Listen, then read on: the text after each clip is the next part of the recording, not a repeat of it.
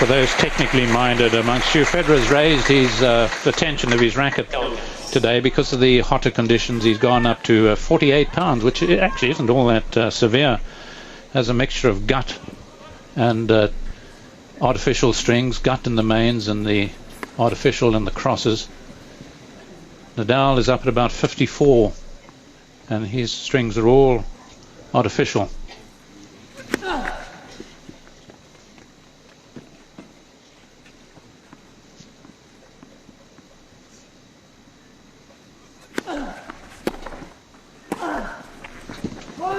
Terrific return from Federer, sending a message to Nadal.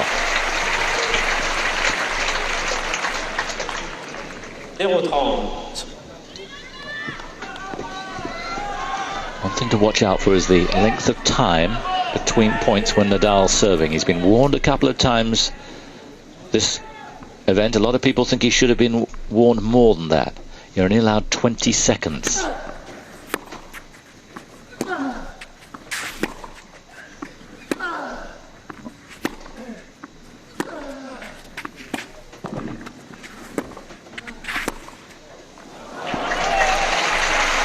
Times it was close to a minute last week.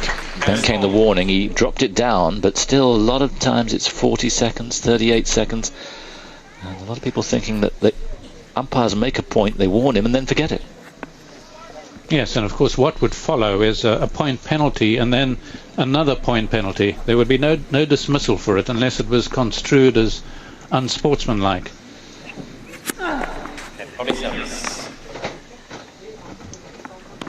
Federer using this backhand down the line, which is what he did against Nadal in Rome quite a bit. Just rolling the ball back to Nadal's backhand, which is not likely to hurt him nearly as much, of course, as the forehand.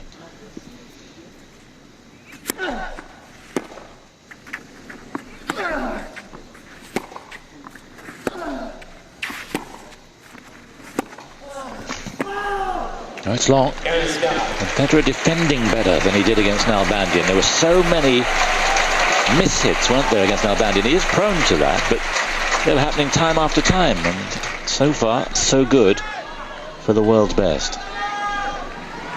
2 break points for Federer. Yes, he maintained it was very windy against Nalbandian. I didn't quite see it that way, but he felt it. Certainly less windy today.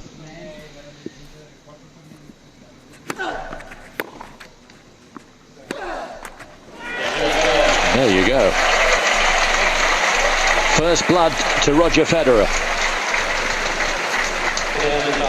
It just shows the importance of that saving of the first game. Those 2 break points might have been such a different story here at the start.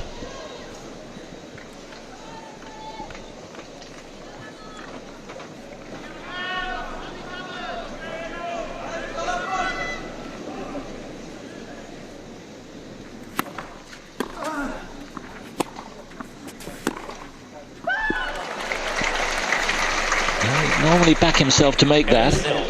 Had a bit of time. 15,000 seat, every seat sold out months ago. And everyone praying through the fortnight that these two would make it through to the 3rd Sunday.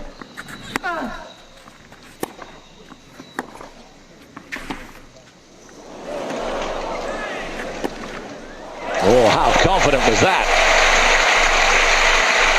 He might have been moving poorly against Nalbandian, but his movement seems so good here. Yes, again the difference that they're saving those 2 break points. That's a masterclass in the use of the backhand slice. That's a shot that Ian Roach have been working on a lot, the Australian who used it so effectively himself. You see how low it keeps the ball, and as a result Nadal can just push it up in the air.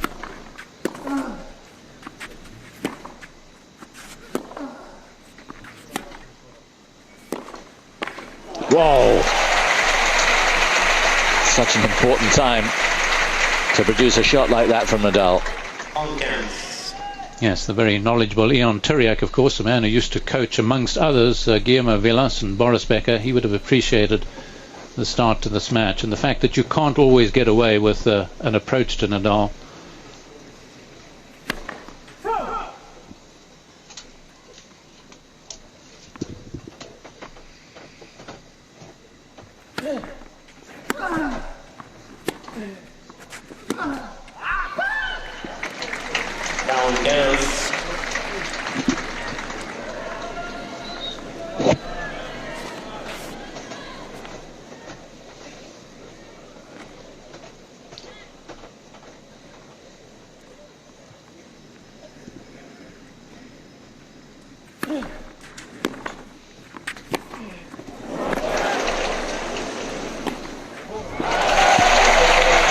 now there's no breeze at all. It's deathly still, but a lot of breeze behind Roger Federer.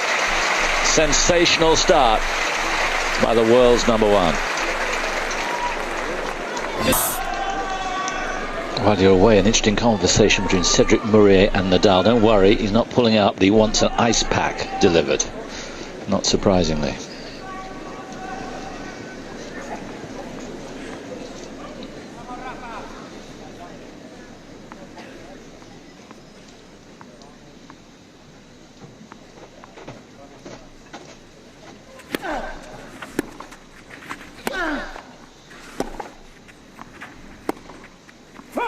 Well, with the concentration on the Nadal backhand, it's going to have to be the equivalent of what it was against Ljubicic towards the end of the match. He really rifled some terrific two-handers and said himself afterwards how pleased he was with it.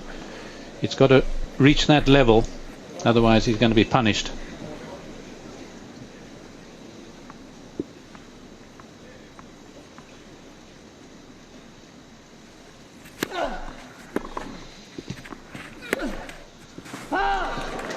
There are a few worrying errors from Nadal as well. As strongly as Federer has started, this is rather lame.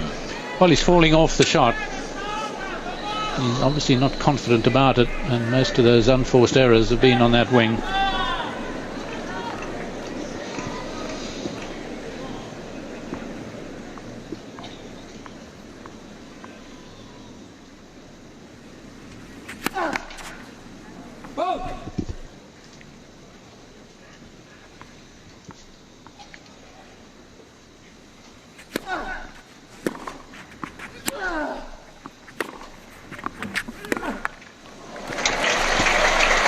Federer forehand, which was so iffy against Nalbandian, is telling its own tale here, and it's a very different tale.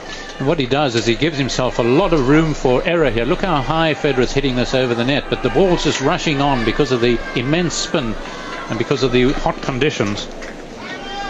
So 3 break points for a double break.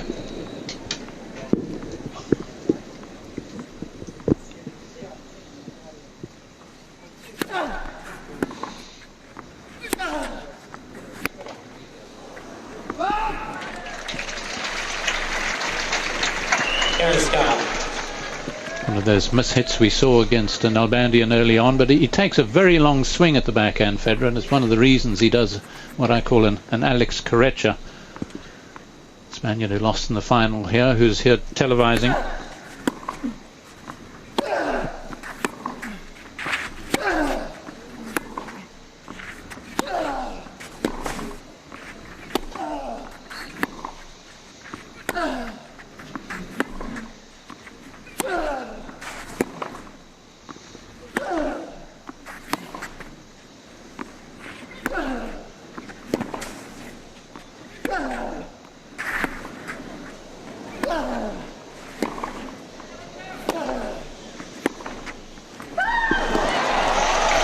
Well, he lost the point, but it was all Federer, wasn't it there? Tantalising Nadal on that backhand. Yes, and using that loopy shot again to the Nadal backhand. In a way, I was surprised Federer didn't come in and take the ball a little earlier. But Nadal will take comfort from the fact that he struck quite a number of backhands successfully. Even in the course of a match like this, I'm sure you have times when you sort of get into a groove in a shot. And he wants to stay in that groove now. 25 shot rally. And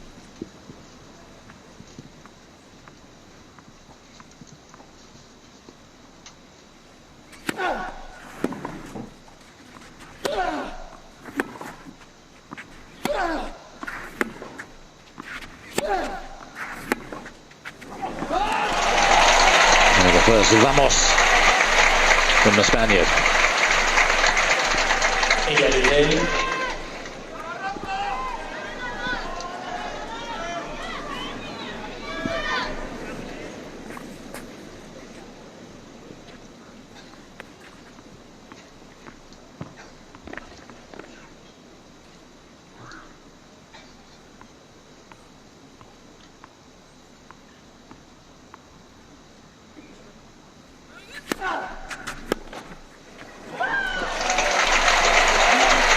Needs a few cheap points on the serve. Yes, quite a bit of spin on the ball, not immense power, just 171 Ks, but Federer perhaps a little unwisely with the ball up high, trying to hit the living daylights out of it. On the other hand, he's got a good lead, well worth taking the odd risk.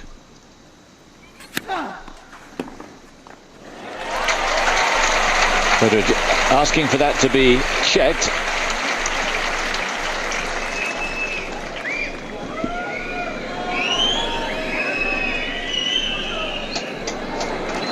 It is just out.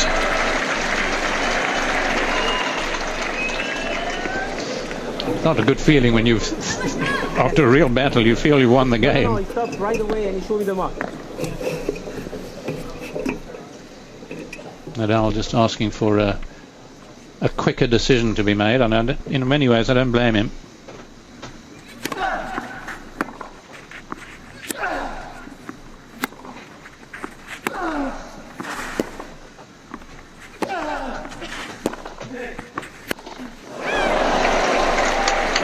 This is terrific stuff from Federer, isn't it? It's not the sensational hitting that we see from time to time, but he's thought this through. And I was saying earlier, there are 4 or 5 Federers, aren't there? Yes, this is controlled hitting by Federer. He's giving himself plenty of margin. He sees, of course, that Nadal's feeling a little uncomfortable. Again, that first game so important, the saving of those break points.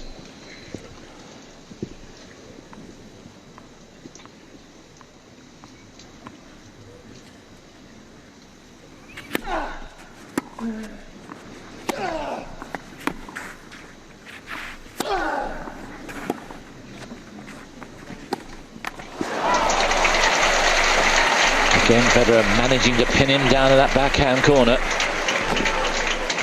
And he's got a 3rd break point.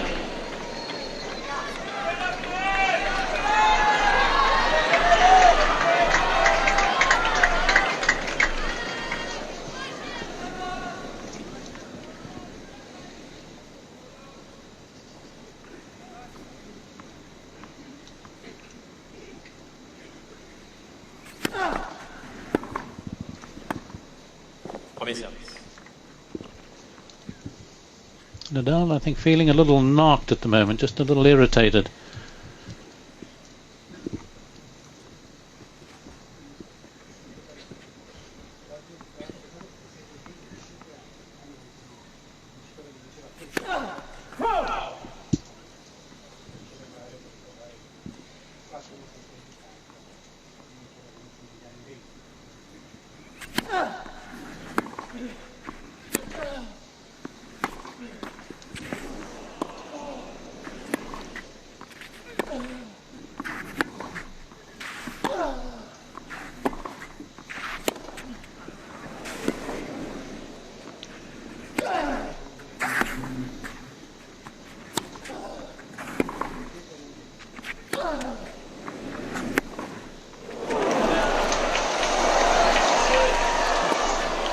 No, he's missed it. A glorious rally.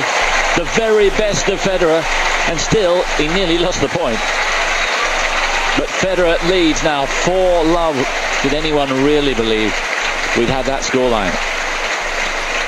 Well, it's a dream start, isn't it? And Federer really showing the complete repertoire. The loop, the slice backhand, which is just working to perfection. From pillar to post, he's driving Nadal.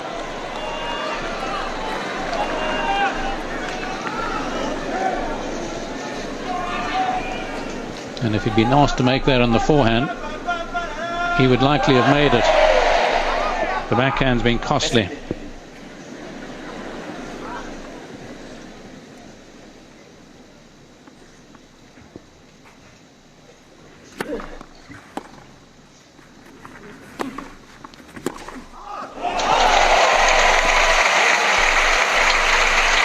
Just to let Federer know he's still around. Well, we've seen Federer's strengths, not a great deal of Nadal's, but this certainly is his forte. That's the pick of his shots, the forehand down the line.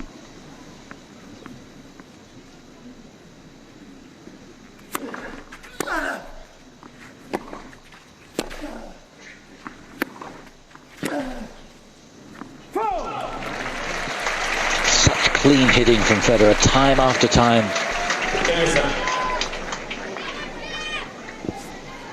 And the variety is so impressive.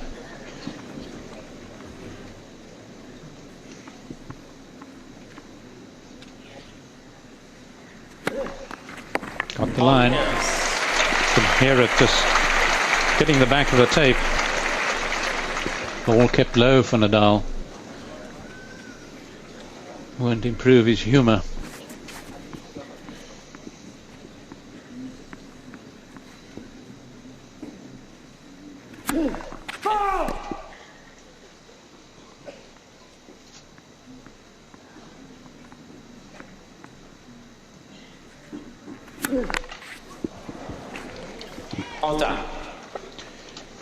This is our first double in 2 matches, none against Nalbandian. Doesn't serve many. Mind you, nor does Nadal.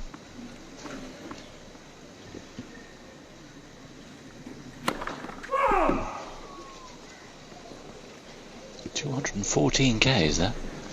It's quick even by Federer standards.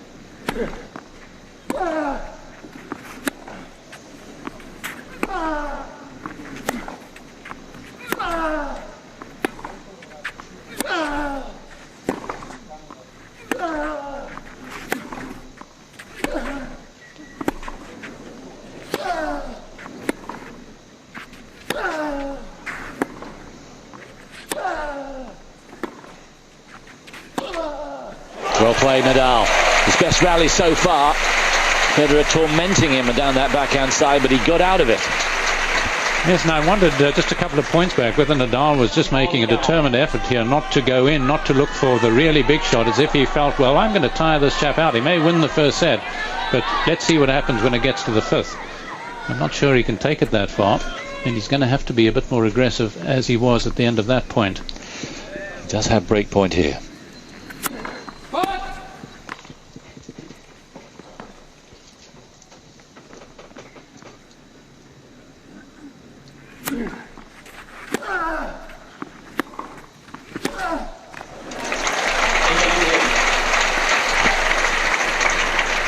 The into-out forehand is as good as ever from Federer.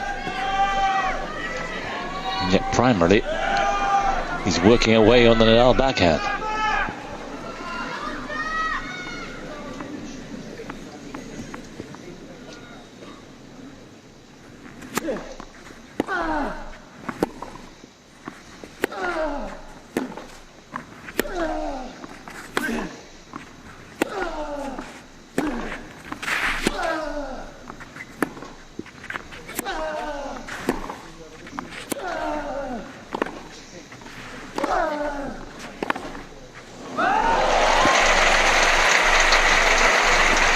Nadal working and getting reward. Avantage Nadal.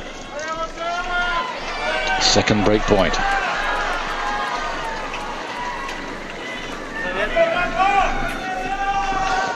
Federer, seeing that Nadal was disinclined to be ready, felt that he would go for a bit of a walkabout and take a little bit of extra toweling.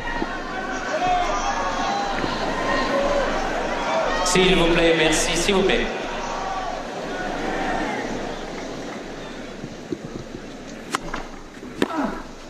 Great serve. 202 Ks out wide.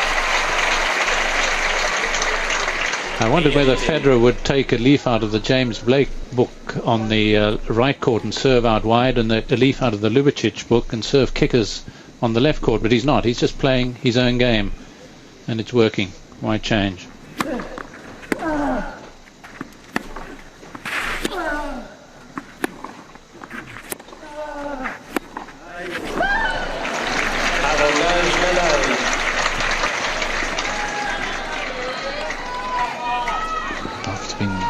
Grilled in the first few games. A sense that Nadal's getting into this match now for the first time, but a lot of damage has been done. Third break point.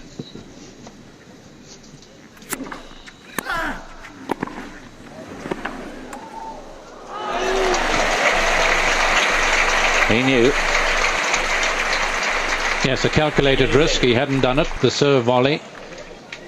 And Nadal couldn't keep the ball down low, and Federer with that slice, we've seen the backhand working well, the same technique in the volley, just making Nadal dig it out. Not an easy task.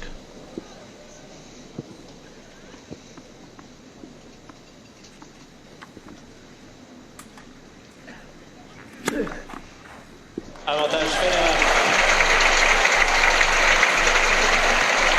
First ace of the match.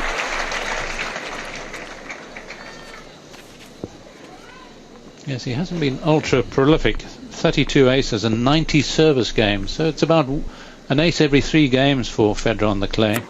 And premier service. Which is pretty sparse when you reckon that he generally averages about 7 aces a match.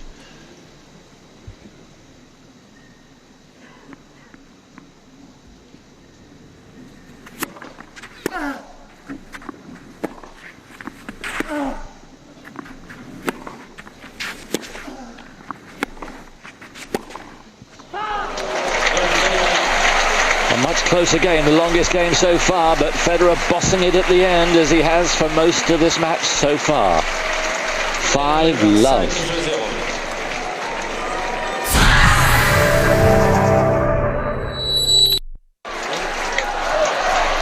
Listen to the chants. A lot of them for Roger. Surprisingly vociferous, the support for Federer. You thought it would be more contained than for Nadal, but I think so many here want to be part of that history. And of course the French love style, and no one gives style quite so much as the great man.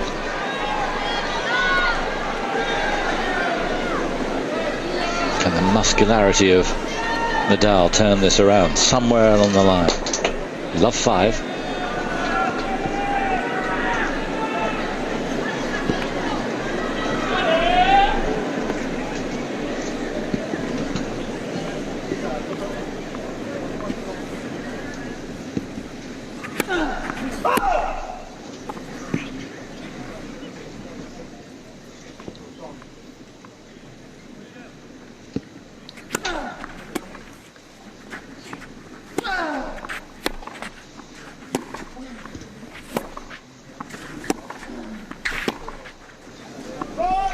Just a fraction late on that. The worrying thing against Nadal, he was consistently late, but we've seen none of that so far, apart from just then. Yes, that was at the beginning of the match against Albania. Of course, he came on very strong at the end.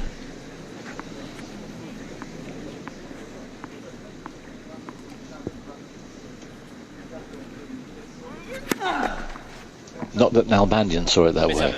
No. He was winning it until he got injured. Yes.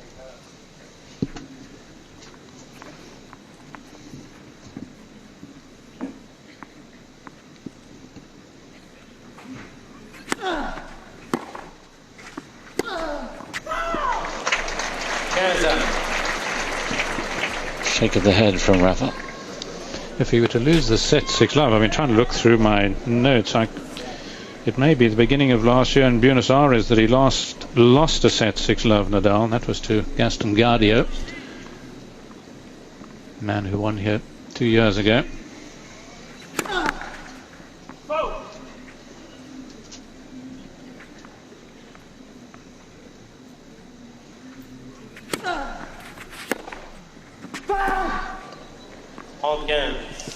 Yes, earlier in this tournament, Nadal of course beat Vilas's record of the successive wins on clay. They're now 59 successive wins on clay, and 42 of those have been in straight sets.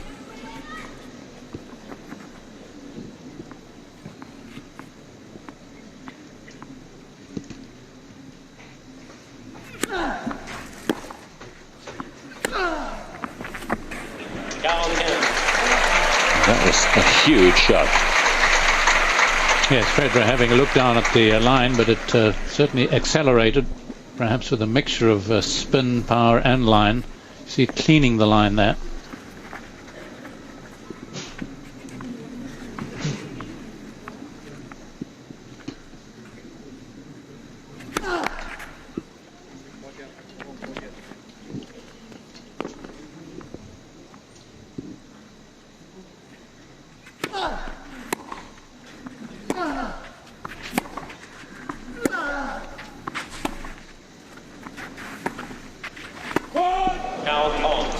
Federer deliberately brought him in then.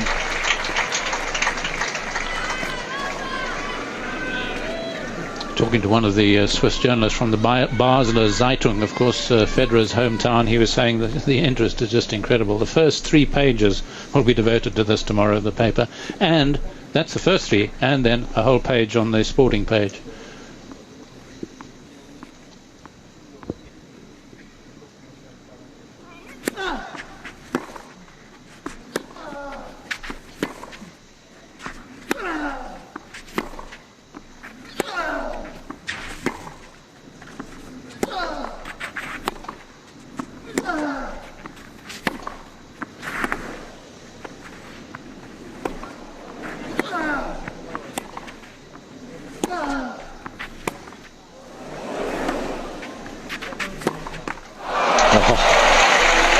Nadal won it. But it was glorious to watch Federer there. For the first time he got the footwork wrong and still very nearly won the rally. But Nadal is on the way now. Well, they always say in the game, it's one of the adages, don't beat a good player 6-love, because he may come back to bite you. But it struck me that Federer was almost sort of sauntering around the court there. It wasn't cockiness, he was just really so confident of playing the shot from anywhere, the Swiss.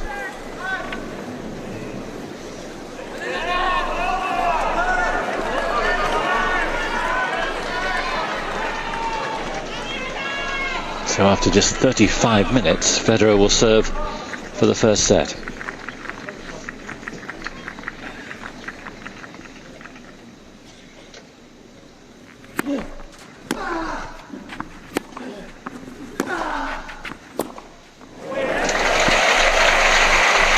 Same tactic, pinning him down that backhand side and then watch out.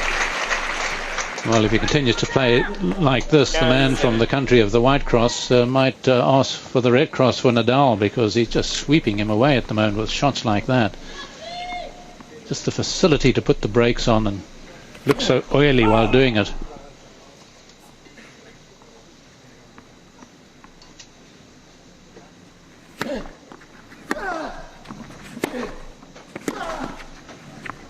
What judgment. How far did that miss?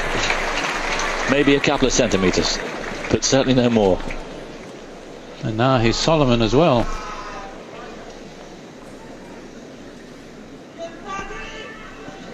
Show us the ball landing, please. There's a whisker.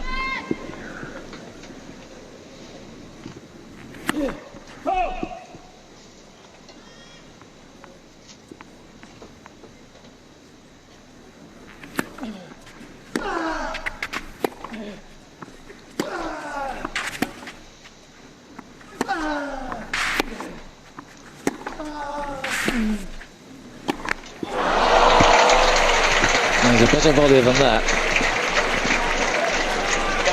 40-0. That will hurt Nadal as much as anything, that he couldn't work that tactic better. It's the right tactic. Yes, he's not as adept at, as Federer at volleying, but he's got those skills.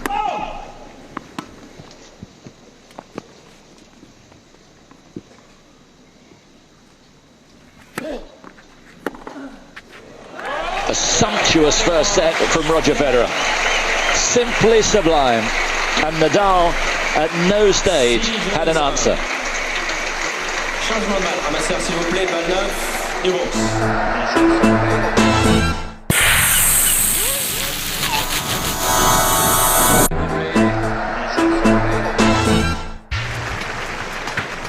Peugeot, official partner of the French Open for more than 20 years. What a first set from Federer. Nadal, the greatest fighter in the modern game, and to join me, someone who was like that a decade or so ago, Mats Wilander, 3-time champion, and I know a big supporter of Nadal, but it was brilliant for Federer, wasn't it? Oh, Roger played unbelievably well the first set. Not sure how many unforced errors, yeah, but not too many. And it seems like he shrunk the court down enough where Nadal is actually missing his backhand down the line, which is really it's an easy shot for him to hit usually. So he's very afraid of the Federer forehand, it looks. but I think the best start possible for everybody.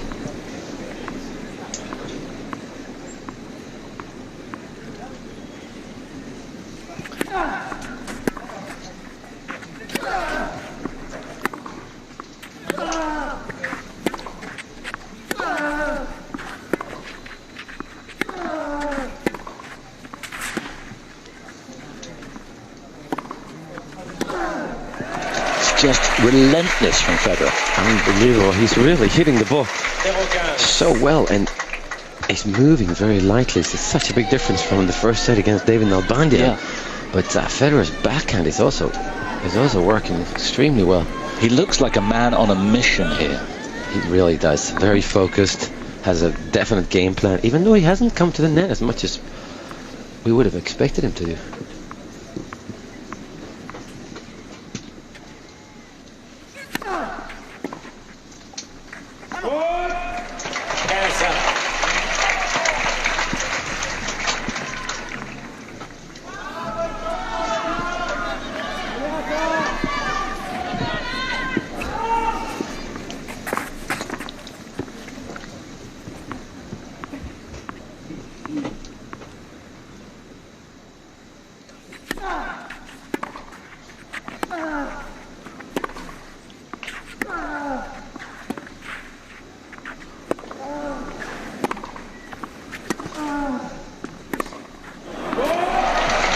For Nadal.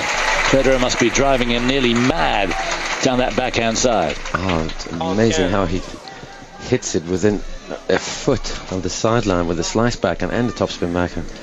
Maybe a little hesitant on that last forehand compared to how it was in the first set.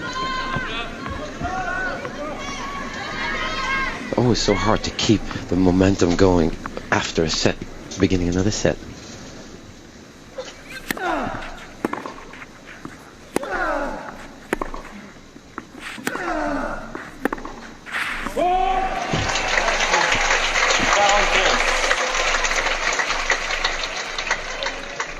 I guess it would be inhuman to play at that level all the time. And if there is a time to drop your level, I guess when you're receiving first game of the next set. I guess, yeah. It's not pressing quite as hard in this game.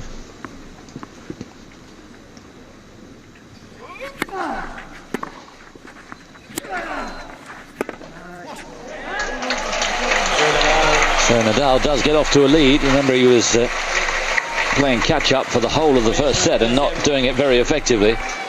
But Nadal leads at the start of the set number 2. I think for Nadal, losing the first 6-1 is better than losing at 6-4, because at least he knows, okay, Federer is playing well, I need to raise my level up, and he would use that as an energy injection, and let's focus a lot harder than we did in the first set. It really doesn't make any difference to him if he's down a set or 2 sets, I don't think.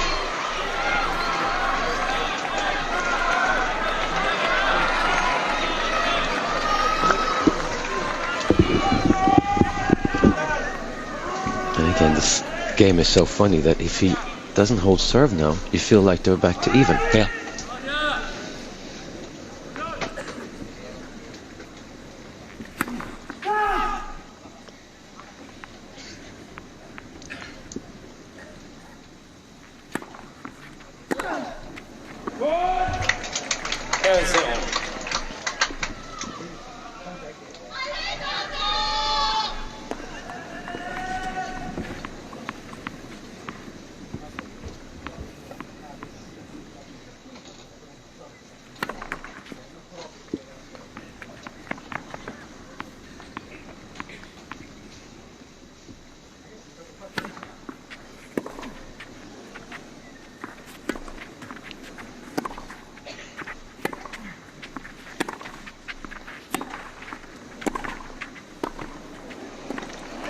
So impressive. He'd worked it out a couple of shots before the end. And it comes in nice, decisive volleying from Federer too, so far. He seems to be able to catch Nadal at the wrong moment for Nadal.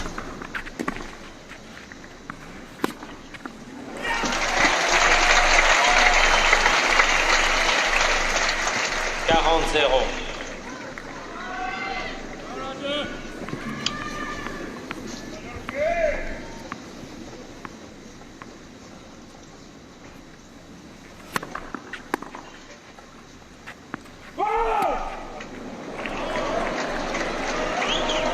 Federer staring down. I think he wants some confirmation from Cedric Murray. So much respect, mutual respect. Federer is pretty sure that that ball is good. He already has 2 new balls in his hand.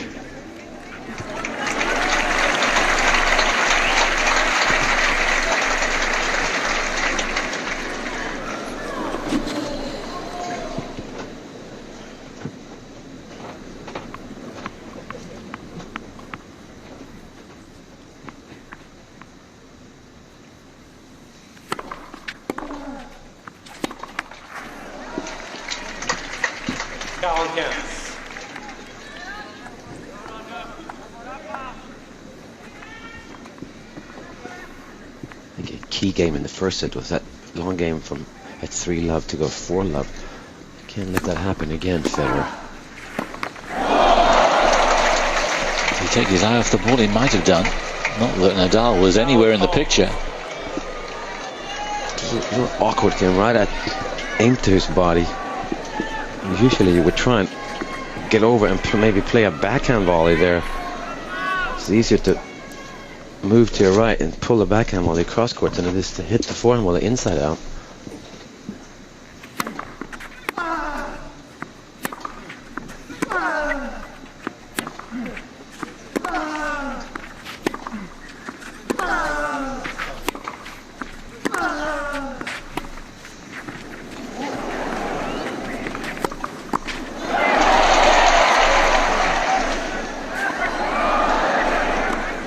Well played, Nadal. A slip that looked like it was going to be crucial, but he did react so well when he got up. Oh, he's got such good anticipation and such good hands that this is the balance here, and be able to keep your eyes on the ball. And then here, he just really doesn't do anything except just play around a little bit, but plays the safe shot. And stayed so calm throughout that little rally.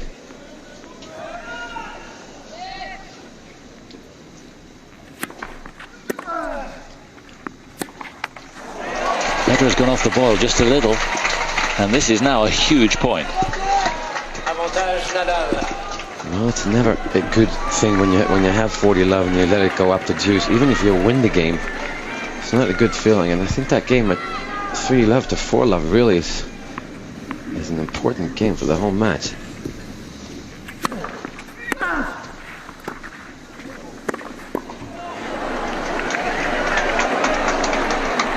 Yeah. Federer rode the blow so well, and there's no one better to do it. Égalité. That's the first serve and volley point.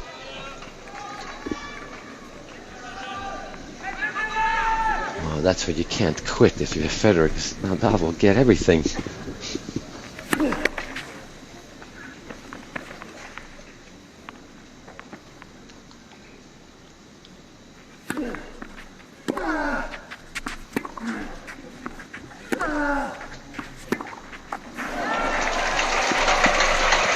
Just about as many errors in this game from Federer as in the whole of the first set. Yeah, well, this is really a crucial stage of the match. That first set, we can scratch it.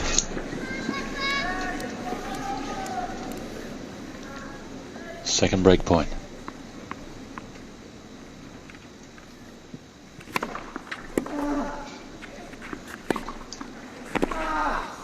He's got it. The trademark Nadal. And the reaction to Viva España. I just cannot believe how he gets out to this backhand. This has to have something to do with the fact that he's also right-handed. He's so strong in both arms, and this is nearly impossible to do with a two-handed backhand. And he's seen that happen before. So, game on. And a very different feel about the match now.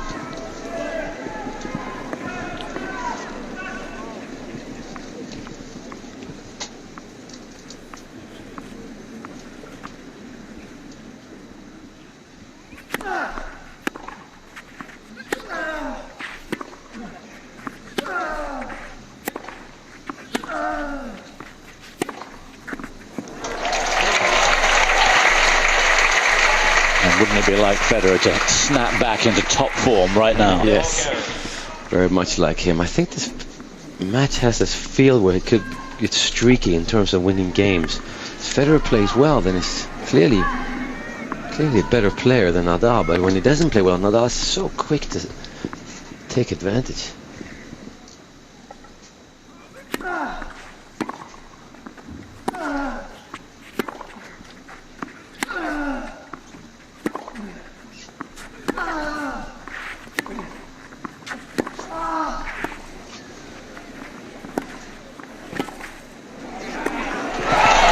Well played. Yeah, maybe that's what we're learning here. That Federer's, even on clay, Federer's A game is better than Nadal's A game. I think so. I think definitely it is. He hits the ball a little harder, and he's just a better all-around tennis player. His backhand is obviously maybe not as good as the Nadal two-handed backhand, but he's got a little slice that Nadal doesn't have. And I think, yeah, really, when he feels comfortable, I don't think it matters what he plays on it against who either. But he needs that A game right the way through this.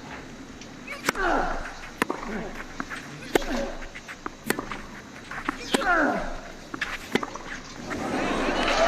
that wasn't it.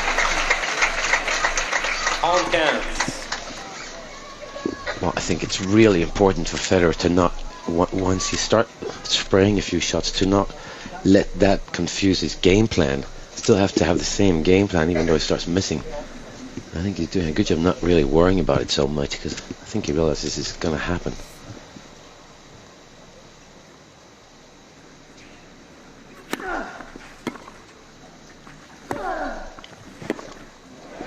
Yes, even in the dark times in the semi-final against Nalbandian, when he was as bad as he can play, there was no sense of panic. No, he was so calm, and suddenly he started slicing the backhand nearly out of nowhere, because he didn't hit any slice in the first up to 6-3-3 love, and he hit a couple of slices, and it just turned the match around. Of course, then Nalbandian got injured, but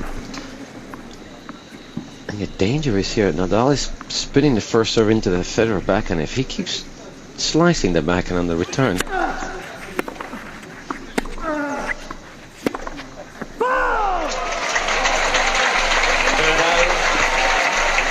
so a fundamental change here, and it's 3-love to the Spaniard.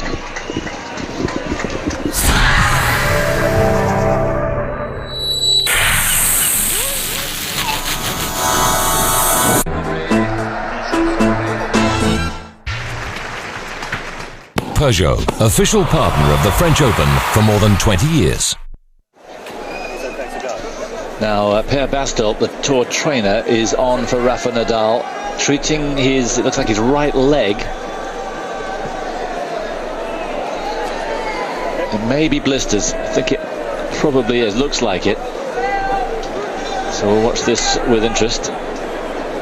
Protection there as well. I did speak to Per Bastel, from the ATP trainer, before, and he said that there's no history of either player having a problem with heat. Not in Australia, not down in Florida. So that's a good thing.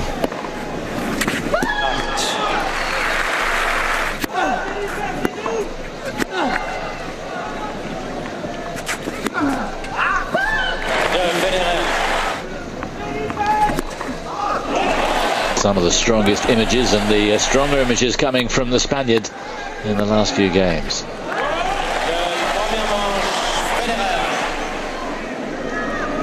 First set to Federer, but a fundamental change in the score. And Mats has been on about this, and I've learned quite a lot in the last week, when you said just the slightest adjustment in tennis and the score fundamentally changes. Not much has happened that's different.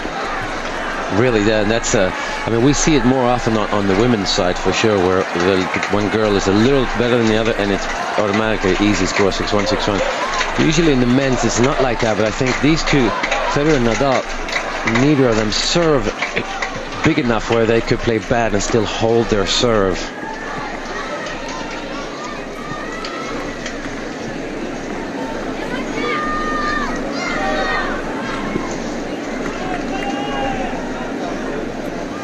Federer just checking the sun.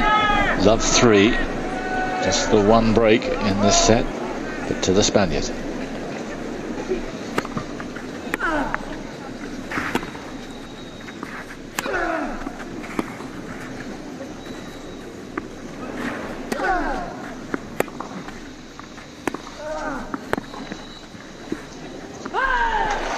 Federer's looking to the skies there. It's almost as if he won that first set, proving a point to Nadal. I'm not just better than you, I'm that much better than you. And it's almost as if his mind has just taken a back seat, or maybe he's thinking too much now, where he was so steely early on, but it's all gone. That feeling's gone. Oh, definitely gone. I think what we're learning about Nadal every time we see him play is that, not the last point where he missed the return, but the point before, he actually came into the net twice in the same rally, and he wouldn't have done that in the first set, so he's looking to change something.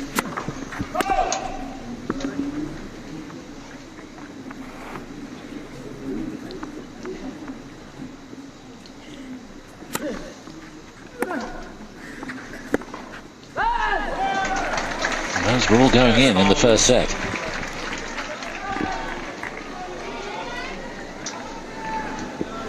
I have to say, this kind of situation happened in Rome too. After Federer won the first set 7-6, he really played 4 or 5 very poor games.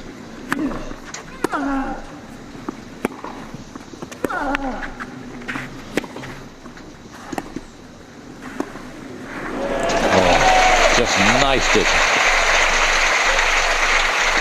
The textbook backhand volley by Federer. He gets such good angle on the forehand side. That's beautiful.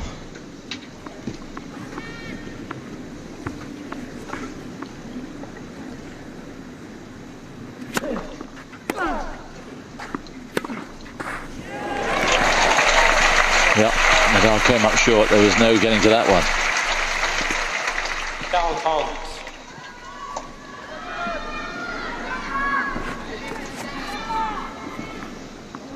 Really needs to take a crack at those, so to speak, easy shots.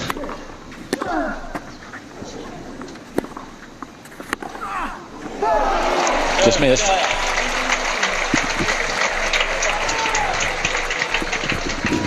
Signature shot from Nadal, not working that time, and Federer gets off and running in the second set. Well, you definitely, I definitely sense that when Federer is ahead and he lets up just a little bit, Nadal is always there. That happened in the Italian Open final, and I'm not sure it's the other way around. If Nadal lets up a little bit, it's not for sure that Federer is going to use that to his advantage, because he is so streaky on the surface. I think Nadal is a much better front runner than I think we realize. He will not let this slip if he gets a lead.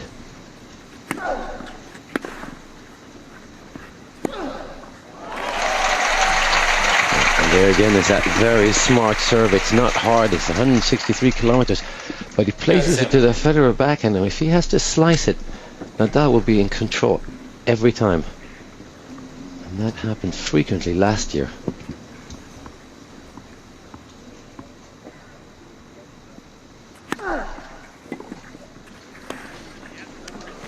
There's a Nadal serve and volley. Proof that he really is thinking this through. There's another dashing left-hander who'd have enjoyed that. Henri. And I think again this is the Nadal that we haven't seen yet. He really does volley well. He's got really good hands, good anticipation. He just hasn't been pressed enough on clay over the last 58 matches. He's needed to do it. 40-0.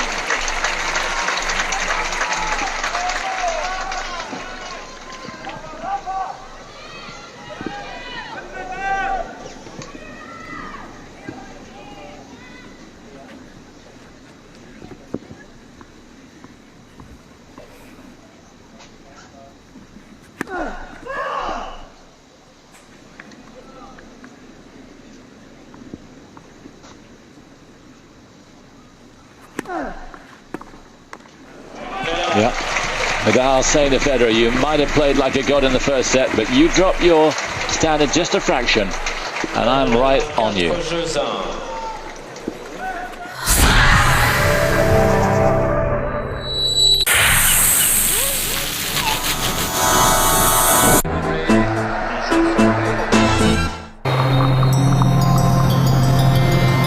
to you by the Cyprus Tourism Organization. Well, it's brewing up to be a classic. First one, then the other. Federer taking the first set with ease, and now Nadal very much the front runner in set number 2. Only a single break up, but you can see the score.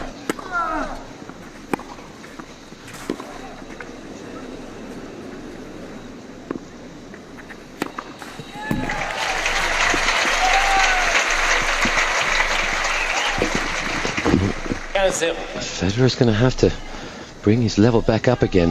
Nadal is not going to go away compared to a lot of other players that Federer faced. They're so impressed by him.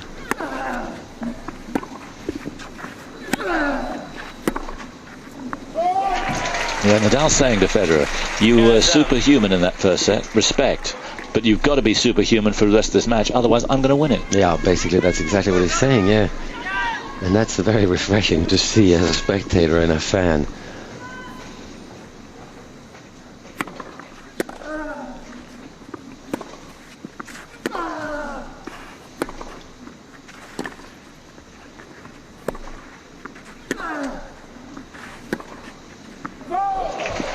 Missing a lot more now. Interesting, during the last break you were saying you'd like to see Federer push up the court just a little bit more. I really believe that he needs to get to the net, and not that he did in the first set, but you can't rely on hitting the ball so perfectly throughout a 3 out of 5 set match on clay. But you can execute your plan perfectly in your mind.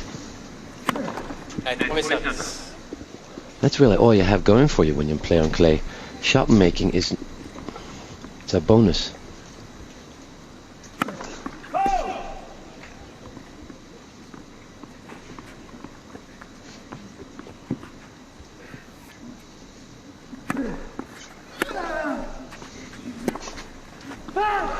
And that was lousy. I think the only good thing about this, but not only it's a very important thing, is the fact that it's a quick set. The rallies are short, and I don't think Federer mustn't get involved in long rallies. So 2 break points for a double break for the Spaniard. It looks like Federer's mind has gone AWOL, just like he did at the start against Nalbandian.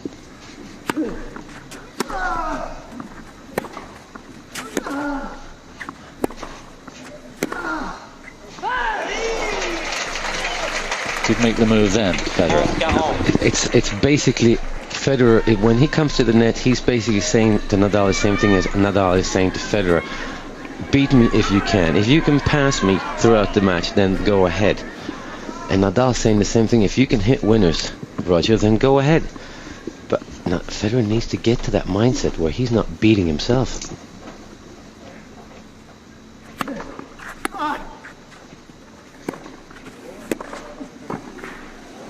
No. Federer at the net is a much better player than that. And Nadal, 5-1. Well, we thought of all sorts of things about this match, but I don't think we ever thought we'd see 2 so different sets that we've seen here. Incredible. You got the 2 by far most dominating players. And on the men's side, we have a 6-1, 1-6. Incredible. Well, we don't have a 6-1 yet, but it's looking that way. I have a feeling if Roger has anything to do with it, it's going to be 6-1. Let's get this set out of here.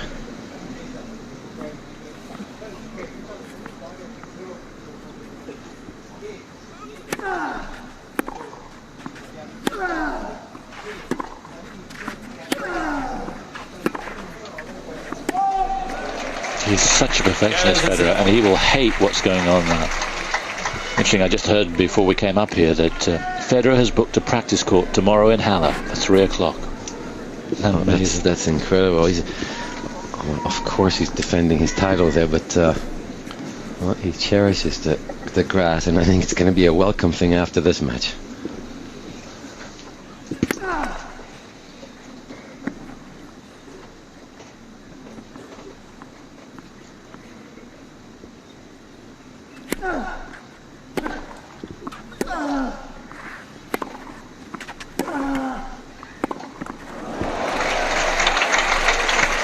footwork was non-existent there. No, I think this. Well, maybe I shouldn't say this, but at that point on the regular tour, he might have even been fined there, because that was clearly a shot where he didn't really attempt to hit it over.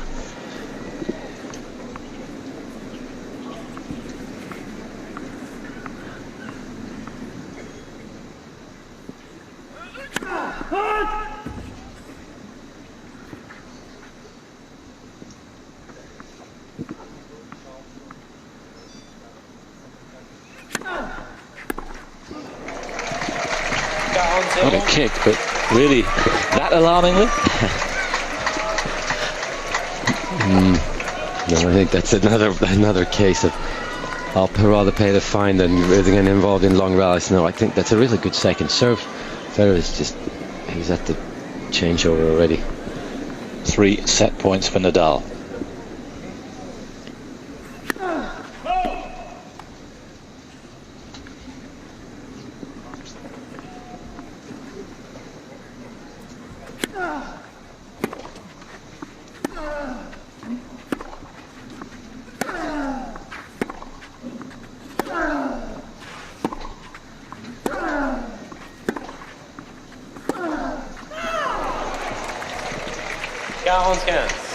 Well, this is totally besides the point, but I think Fru and I must have the best job in the whole arena today. We get to get in here and watch from inside our commentator booth, and then we get to go outside and watch it without the glass in front of you. Yeah. And they're nice and short sets. It's perfect so far.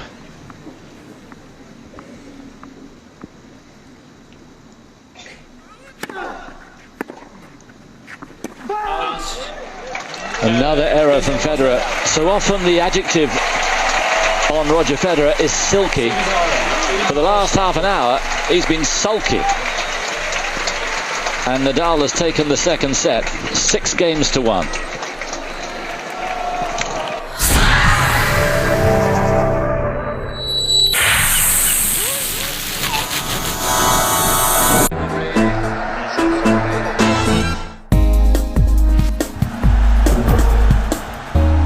With Lacoste. So we've been going an hour and 11 minutes. And normally, if you'd asked anyone around here, they'd have said that would be the average length of a set, not 2 sets. And those unforced errors from Federer, just astonishing. He capitulated in that second set. Fru's joined me.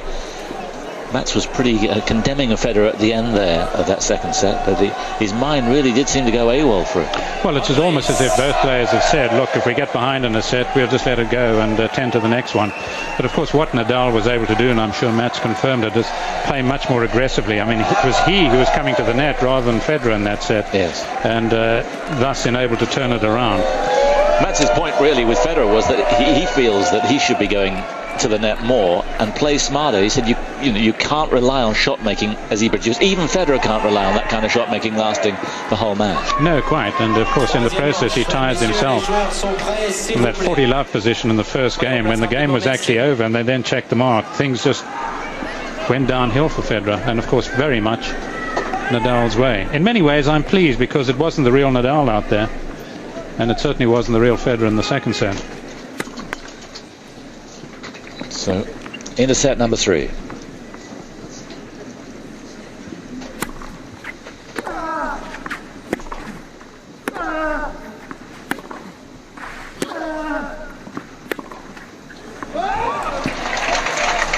And he'd have been getting the rubber out to erase the second set. He doesn't want shots like that to make it last a bit longer. Yes, just as they've done on the court, of course. They've swept it.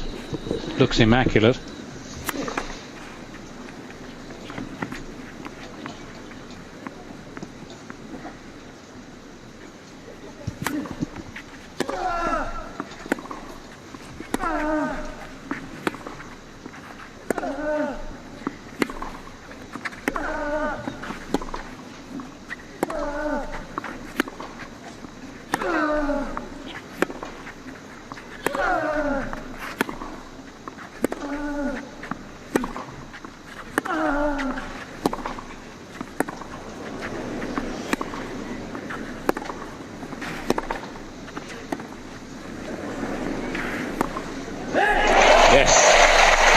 Federer's arrived again.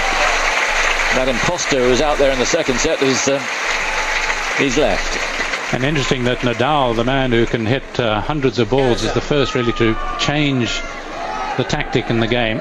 Didn't play a good drop shot. Federer onto it easily.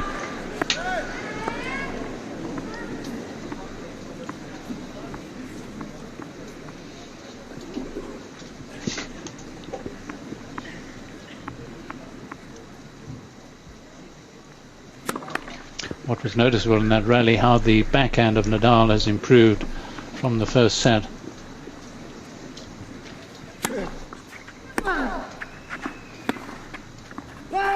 Well, he got plenty of practice. Yes, and Federer's had plenty of practice on the backhand too, with Nadal so concentrating, understandably, where the forehand was hurting him.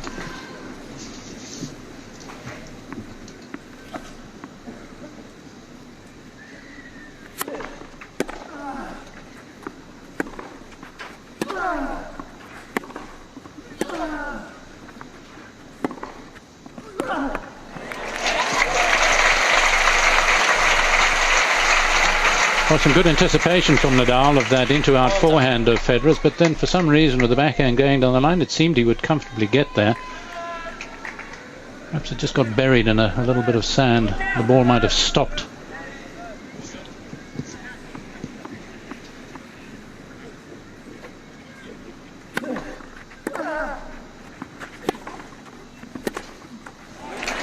The string go from Nadal sounded like it. No, he's not going to get it changed. It sounded a bad contact. Certainly gave it a long look, because two shots that I would have expected him to make.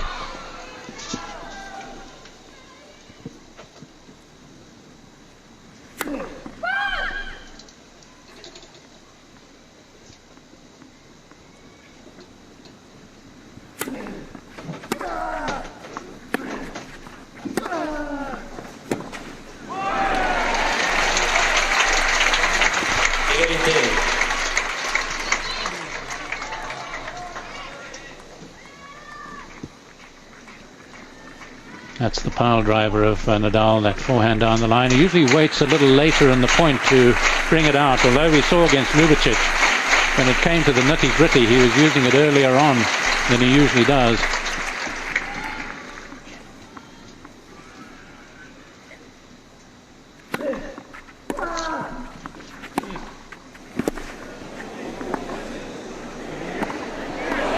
Oh, yes.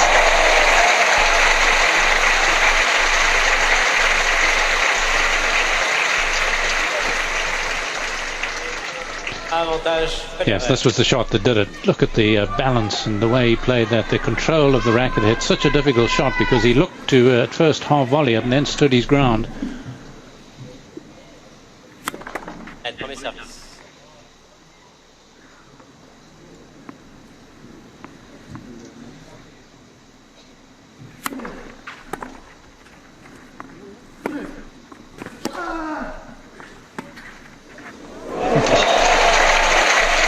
Gorgeous. So what happened, Roger, that second set? Please tell us. What is a factor, obviously, is that this is a huge match for Roger Federer in the context of his career. He may not ever get another chance to win all four in the same year, to hold all four at the same time. Yes, and you're right. I mean, he may well, but the point is it takes such an effort to do it. And of course, having once done it, if he can achieve it here, well, then that's it. He may then never look to give himself another chance, because you win the Australian, you come and win here. It must just take so much out of you. And then, of course, to go on at Wimbledon and do it again would be extreme. That's why I believe he would win here, just because it means so much to him. And he's a man who relishes that, and he's got people around him who relish the fact that the Grand Slam could be on, the winning of the four majors in 1 year. It was perhaps the pivotal reason for employing Tony Roach as his coach, who won here 40 years ago.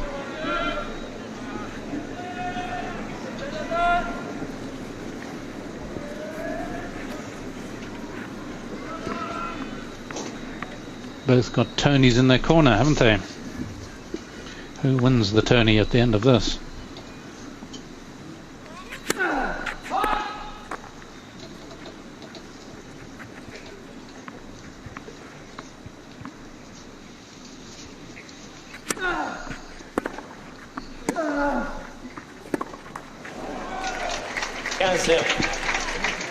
Well, Federer in that last game won as many points.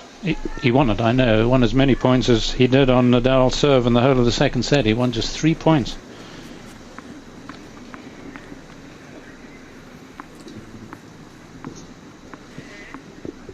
And it wasn't huge serving. A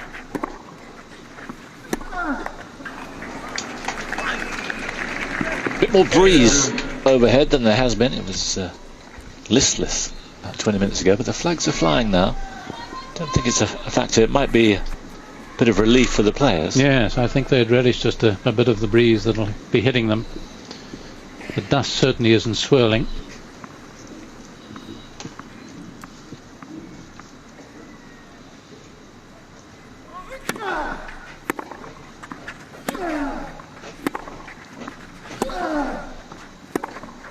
Notice, well, 3 backhands in a row, and he's hit them all pretty flat. It's not giving him the margin for error that he had in the first set.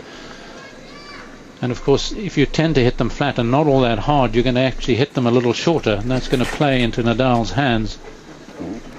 Remember that loop he was using earlier on, which he did in Rome against Nadal, sending Nadal way back in court.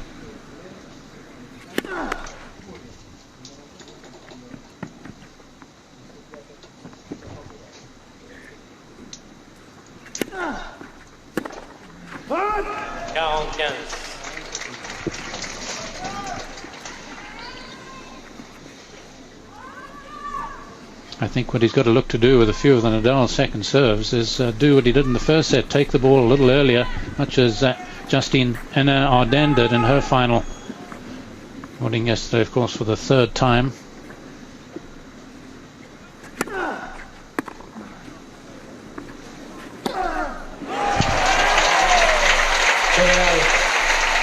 What Federer proved in that opening set was that his A game is better than Nadal's A game, but anything else, and Nadal's going to come racing through that door.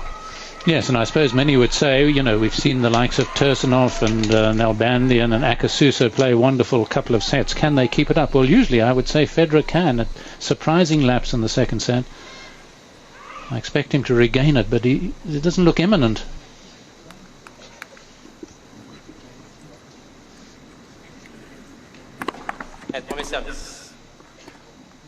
Of course, no one at the French has won 2 sets off Nadal last year or this year.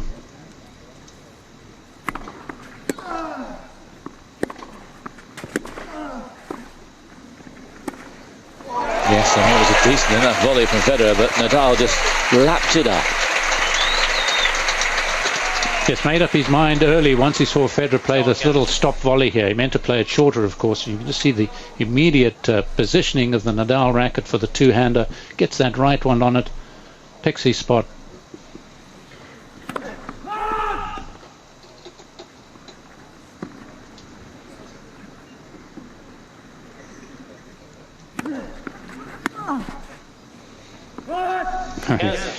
He ran himself into a bit of a sticky patch there, didn't he? Into the nettles.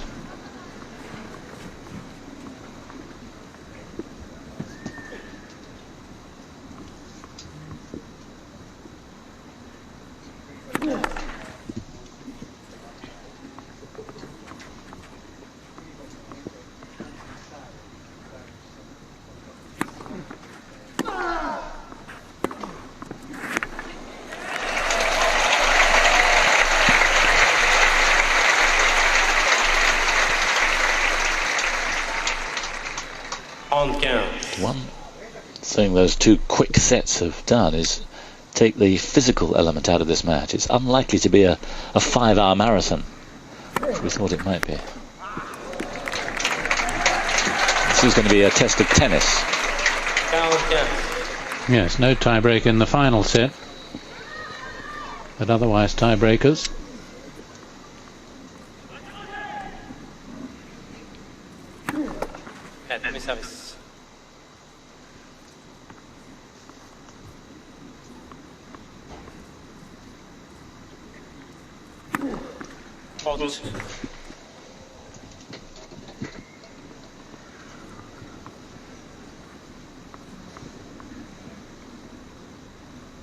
Nadal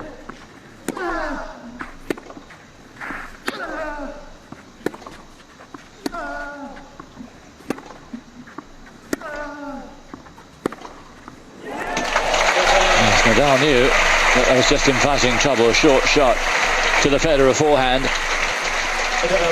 So Federer inches in front again in the third set.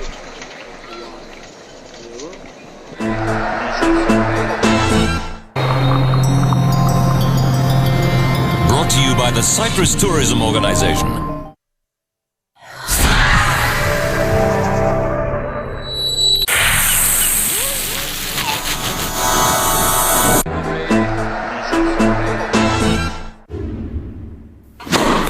BNP Paribas, official sponsor of Roland Garros. Welcome back. Difficult to gauge the temperature right now. What I can say is that 11:30 this morning it was already 31 degrees. Imagine it might be a couple of degrees hotter than that, so we would guess around 33. It is very, very hot. A bit more breeze still, which will be a comfort. 1-2 in this third set.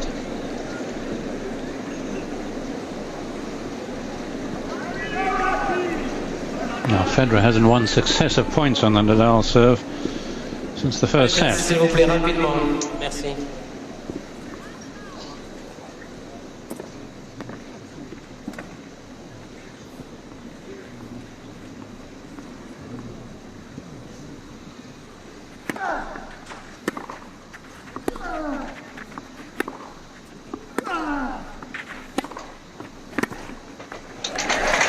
To be a real purpose about Federer's shot making there.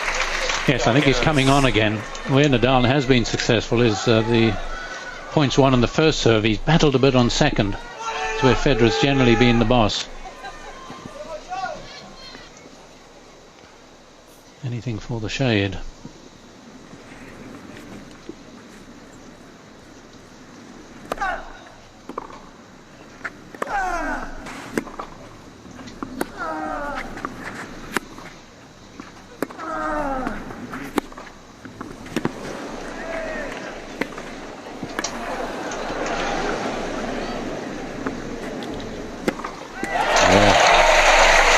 He's back. Big time is Federer. Wonderful shot making. Yes, and just a comparative formality. Although you never know with Nadal. You've got to hit it with a fair amount of power because he's always trying to hunt them down. This was the lob.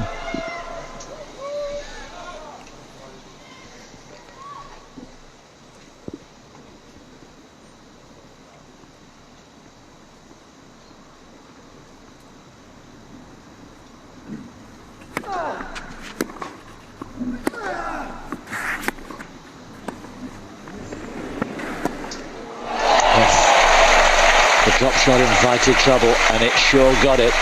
And Federer has 3 break points to assert himself in the match once more. Well, it was a clever play initially by Nadal, but I'm convinced he got caught in two minds, changed his mind, in fact, from a cross-court forehand to a short one down the line, and that's agony for him, a point he should have won.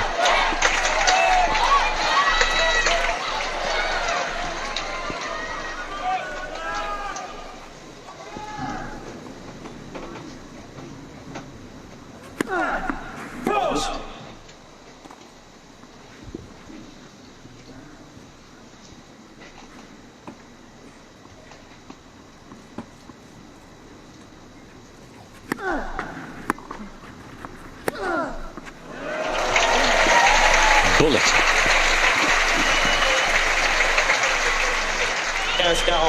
Yes, just as Federer can flatten his and does so more often, here Nadal is not really putting much spin on the ball.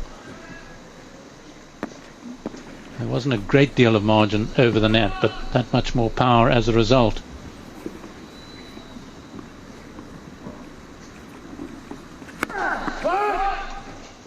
No double yet from Nadal.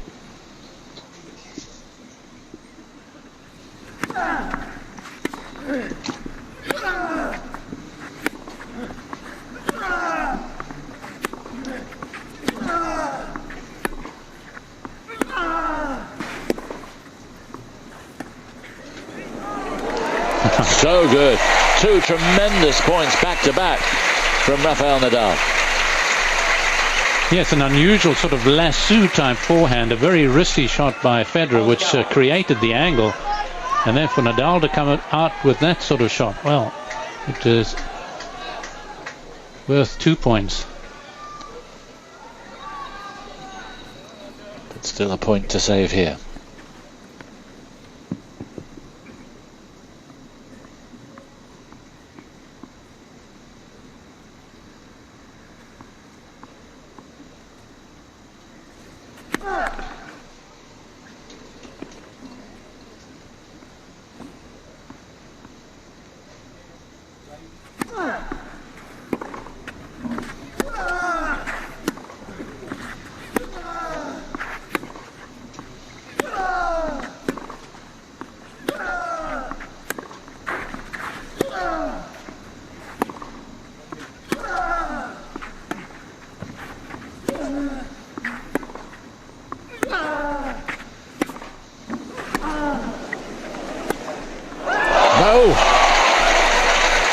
Oh, Roger, what a chance there. Nadal looked to have cut his own throat. He certainly almost cut the ball in two, didn't he, with this Andy Roddick type squash shot over 20-stroke rally, and Federer really going for broke with that, going for the line.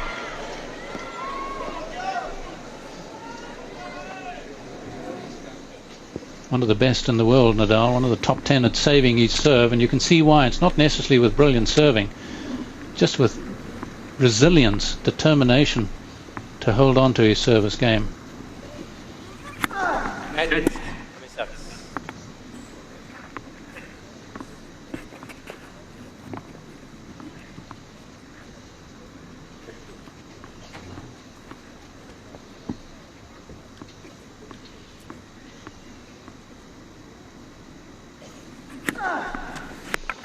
Got the line.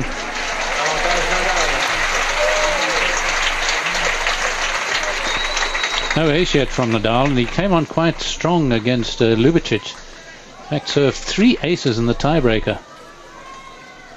That won't be repeated too often.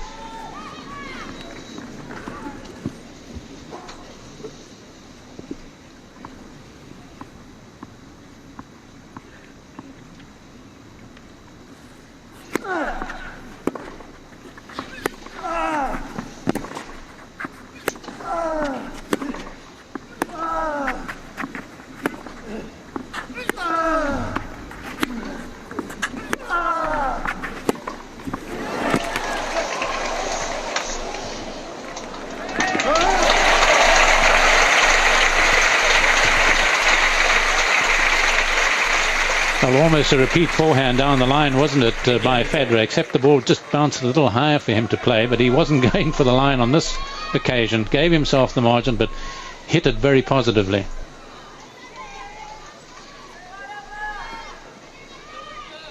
One of the highest defensive lobs we've yet seen, but it was never going in.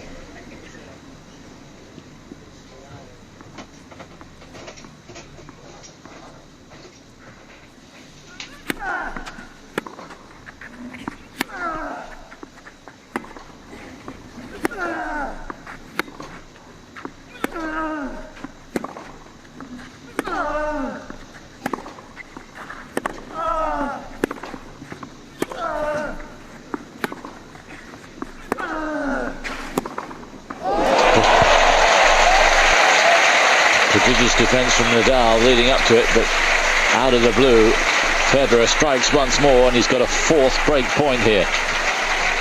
Yeah, 16th stroke of the rally. Federer just turned it on. Nadal's backhand was hit very hard, but he didn't have the accuracy that Federer has here.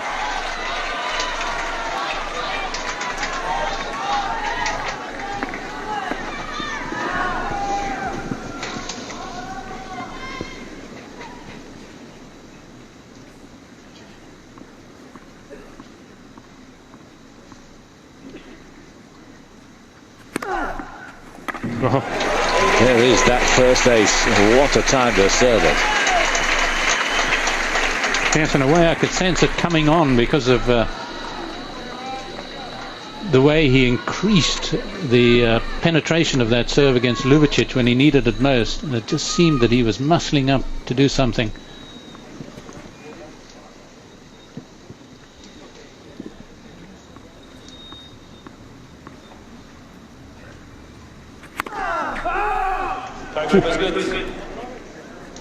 Federer doesn't agree.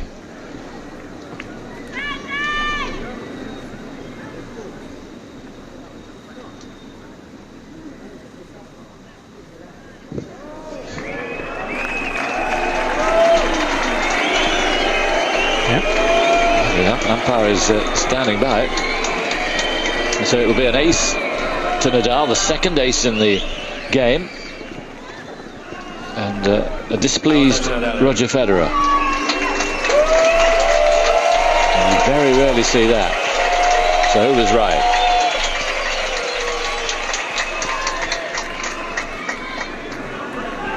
Certainly was huge power, 198 wide.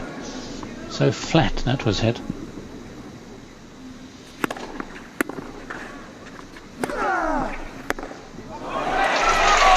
That one 201.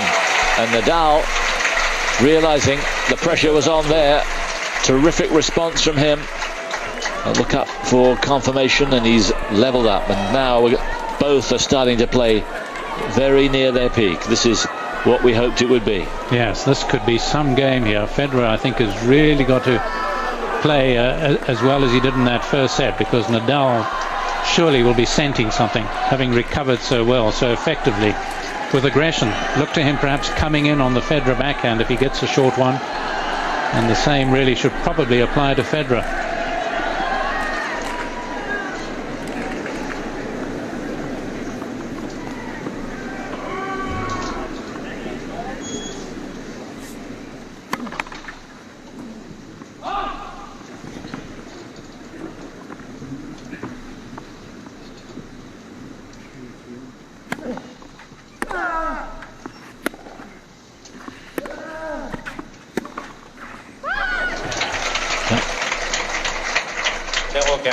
Just by about a centimetre.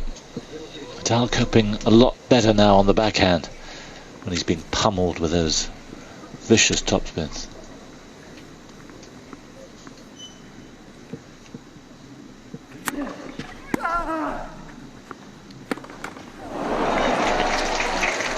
Well, having missed the one there, then trying another and just perhaps wondering what he should do. You've got to give yourself margin against Nadal. The problem is if you do, he's going to get it back. But he's got to cut out those unforced errors, as Nadal has done here.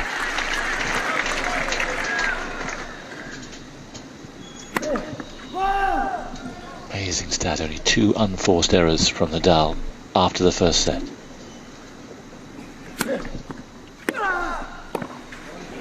Hallelujah!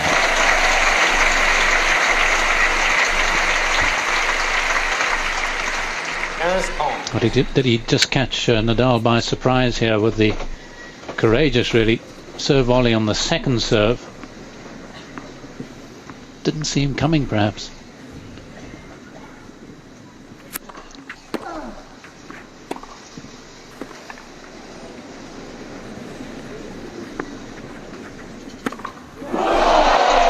Well, what was amazing there was not that it missed, but that was a rank bad shot.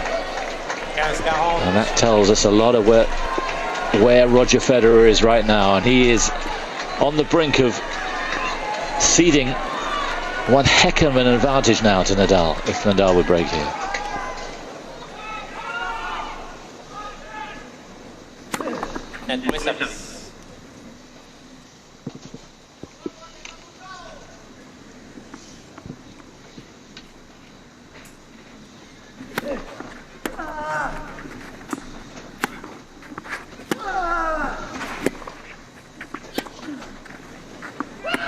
Oh, what a surprise.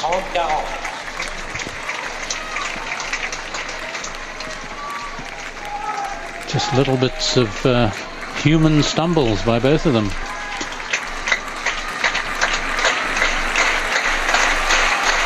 Try recognizing what a vital point this is.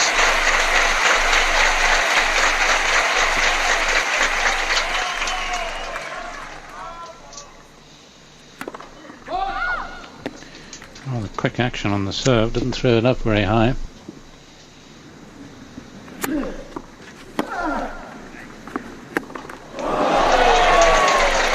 That's a shocker. As was the whole game, really. And Nadal, by sheer persistency, has got the break.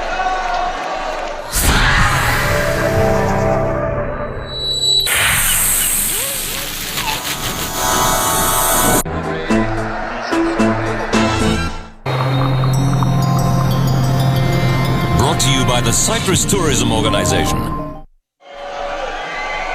A huge moral gain that was for Nadal. Federer's dream of making history here, of getting the 4 slams at one time and getting halfway to winning the 4 in the calendar year. They're on the brink here. Nadal is definitely in the ascendancy, and Federer badly needs his best possible game now.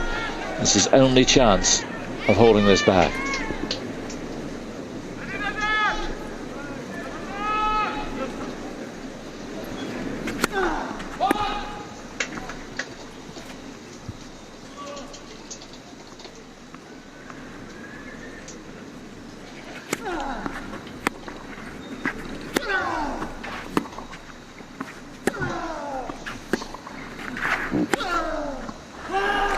Just missed.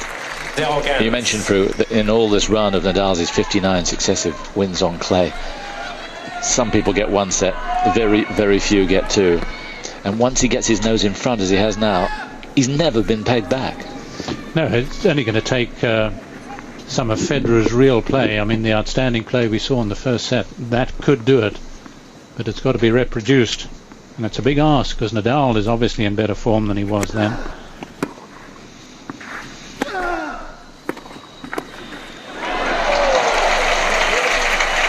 Gave it the treatment there, Federer. Yes, there was an opportunity in the first point for Nadal to come in on the Federer backhand, and he decided not to do it. And here, of course, he's coming in on a pretty short approach. Not the usual sting in that forehand down the line.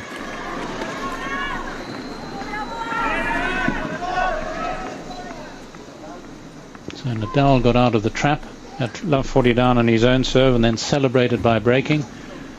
And Federer do the same.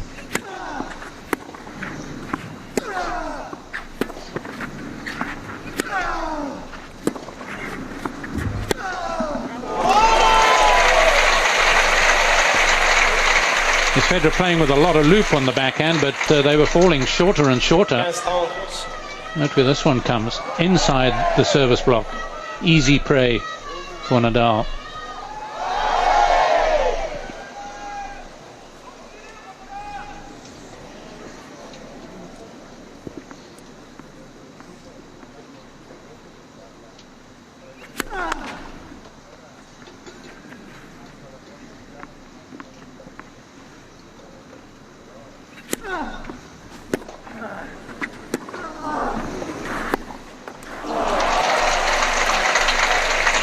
Federer agonised because he saw the opening there.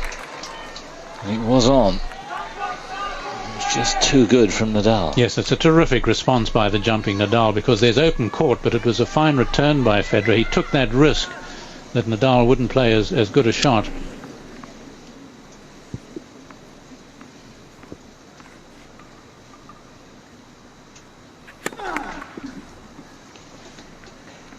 Where's that big serving we saw in the last game?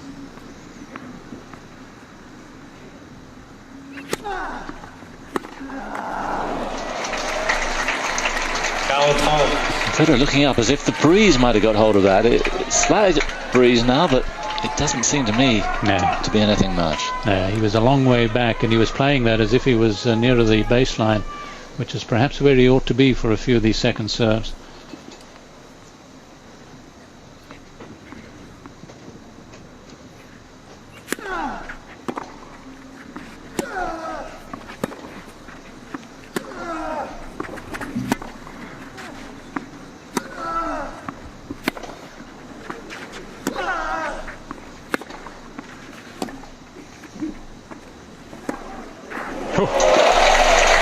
Lovely last split-second adjustment with the feet and miracle shot from Federer. Coupe de Musketeer, named of course after the famous French musketeers, Lacoste, Brugnon, Cochet and Barotra.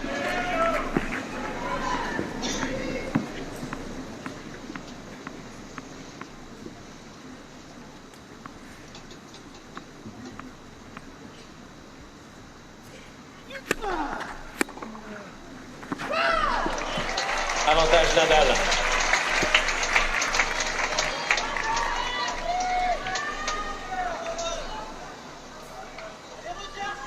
Nadal has been quicker between points than in some of his matches this last fortnight.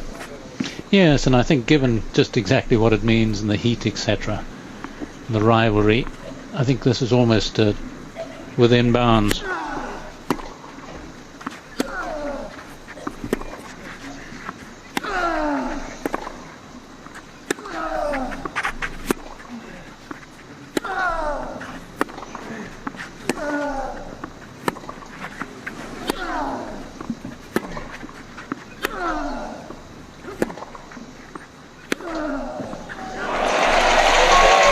It was Nadal's kind of rally, and it was Nadal's point. It's Nadal's game.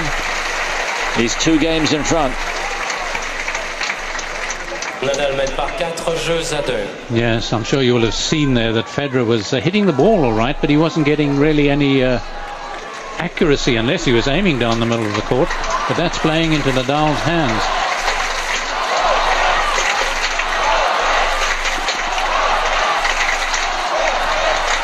Huge support for Federer raining down on the Châtelet court, not just from the Swiss.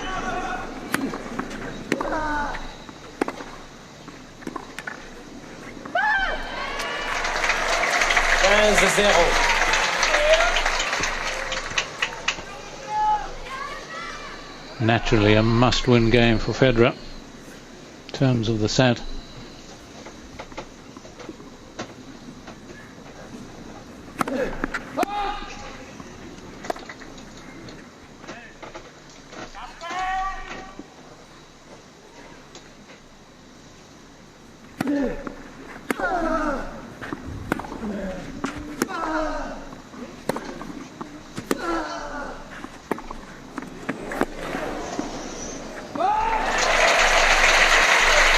Too good a shot even for Nadal.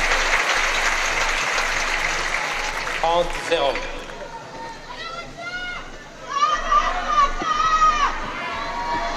Just the one ace so far from Federer.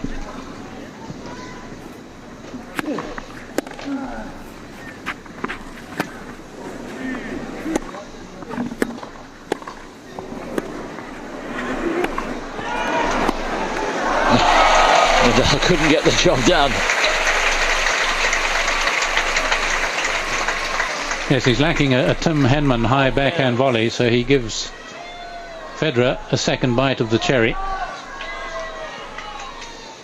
And he just tried to ram it past Nadal.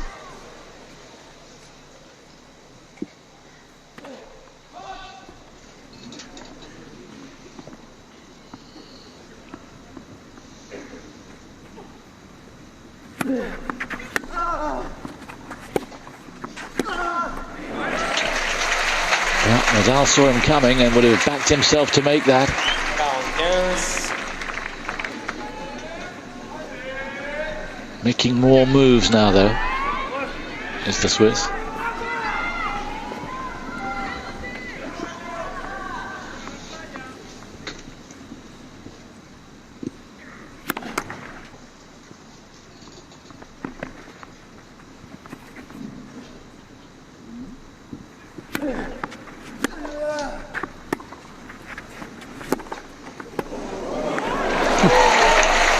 Mighty shot there from Nadal. The way Federer played it, it was almost as if it were too hot to handle, which is pretty unusual coming from the two-handed wing of Nadal. Really gave it body and soul.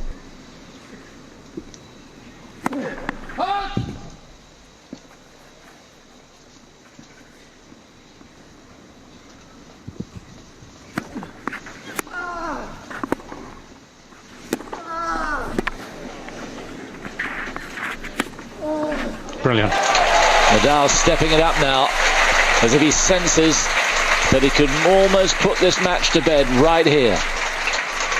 And of course, having played that rifle-hot backhand, he felt that he could do it with yet another, and so that softened Federer up. And the forehand here was never going to miss. He had the option of his forehand down the line or this acute angle.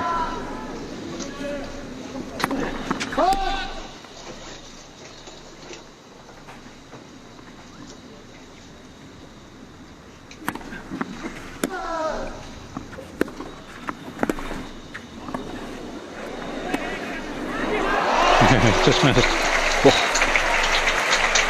A very good pickups from Federer, but Nadal had him there. Avantage Federer. Yes, I half expected the Nadal two-handed lob. He's played some very good ones in this tournament, particularly early on. Federer was, I think, a sitting duck for it.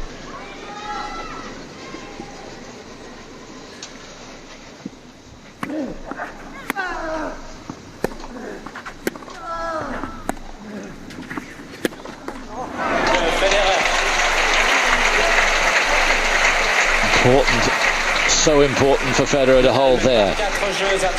But it is still 4-3 Nadal.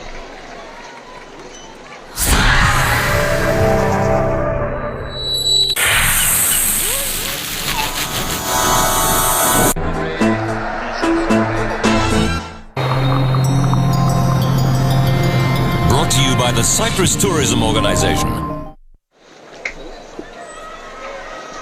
Roger Federer is so much of a player, so much of a man for history, and it may be that it's not just Nadal sitting on him at the moment, but the history books.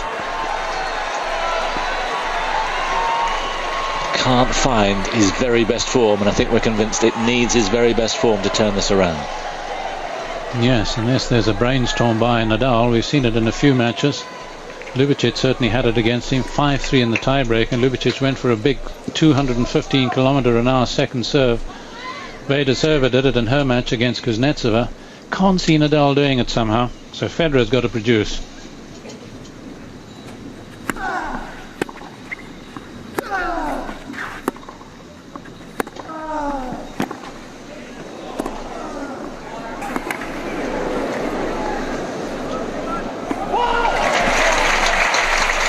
Instead of which it's Nadal who produces some of his best shot making so far.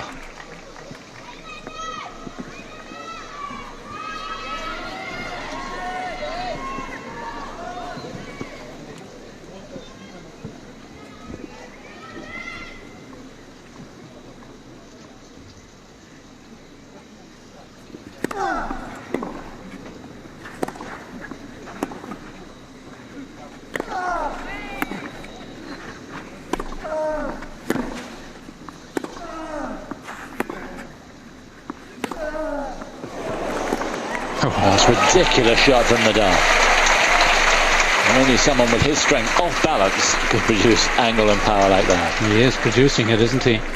Having been driven back by that terrific lob from Federer, where Nadal couldn't get much power, then to produce this acutely off forehand. See the swirl of the racket head. That's what those shoulders are for. Boy, no one does shoulders like Nadal.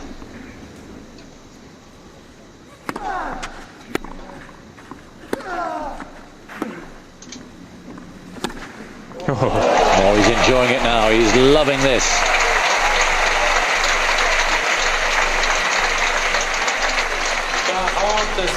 Yes, it doesn't take an old tennis player to appreciate this. Even the young will approve of this sort of magic. Vicious spin. Look at the racket head. It's almost going the other way in order to produce that curl.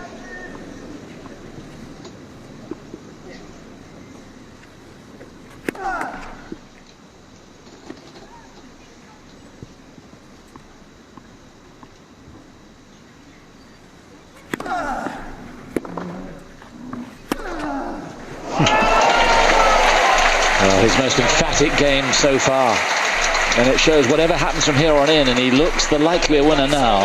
It's been a huge mental effort. He was given a lesson in that first set, and now he's taking it to Federer. This is the best of Nadal.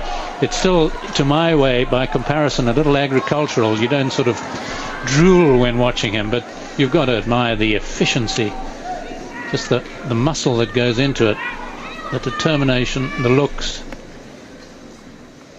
So Federer serving to stay in the third set.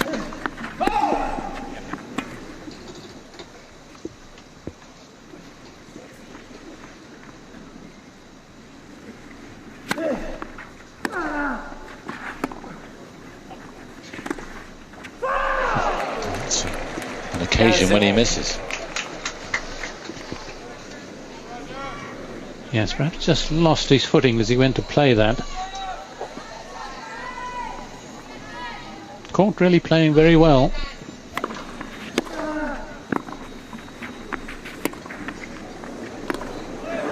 There's the lob down the line I've been looking for that he's hit so well. It's all coming together perfectly for Nadal now. He is playing the best tennis he's produced this fortnight.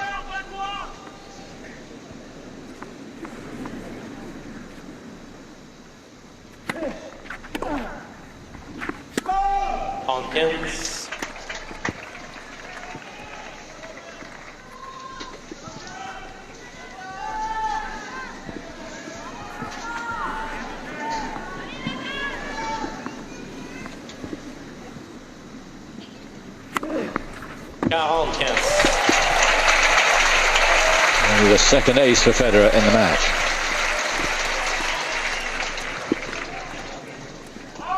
Yes, winning just 62 points. 62% of points on his first serve, Federer, which is way below par.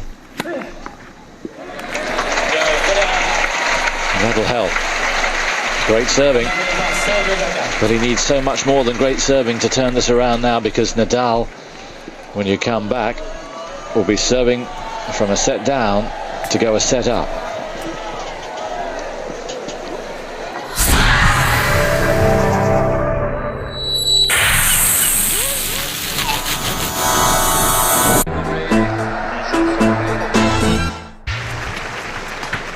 Peugeot, official partner of the French Open for more than 20 years. Nadal's enjoying himself, and so are the crowd. A thunderous wave. Amini Mauresmo. He's just about the favourite to win the women's event. Didn't happen for her. Is it going to happen for Federer here as he attempts to create history? At the moment, the signs are not good. Nadal is out already. Wants to serve. Federer holding him up.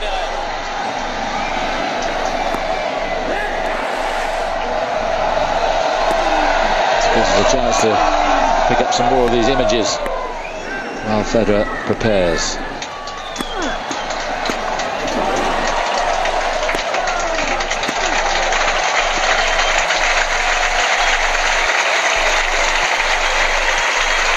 Ready to go. We've been just an hour over 2 hours, a minute over 2 hours, and here's Nadal.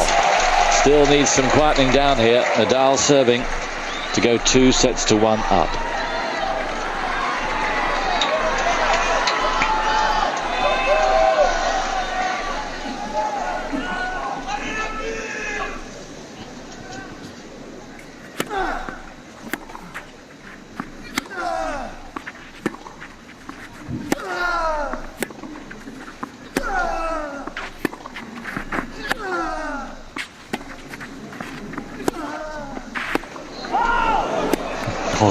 It's a very late call. I think Federer's body language created the call. Yeah, it's very late, and it was a fair bit long. Fortunately, Nadal seems to have taken it well. Remember, he hasn't been broken now, Nadal, since that first set. Listen to this for Federer. They recognise this might be a last chance.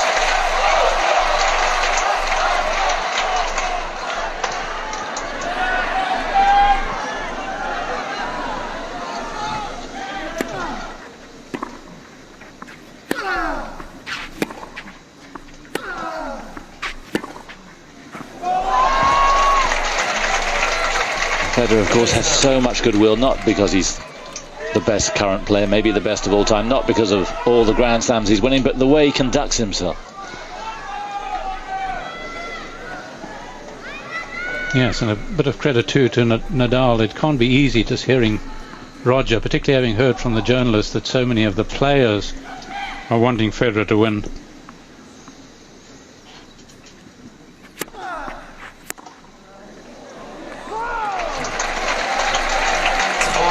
Some of them can be rather sharp with their questions.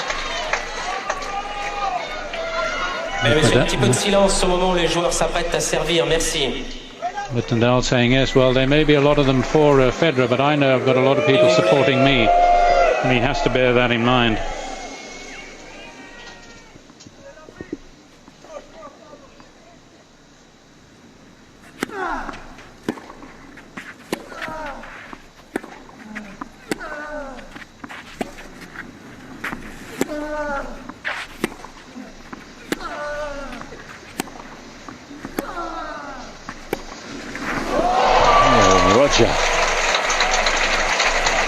Normally you could put your mortgage on him making a shot like that, but not now. 2 set points for the Spaniard.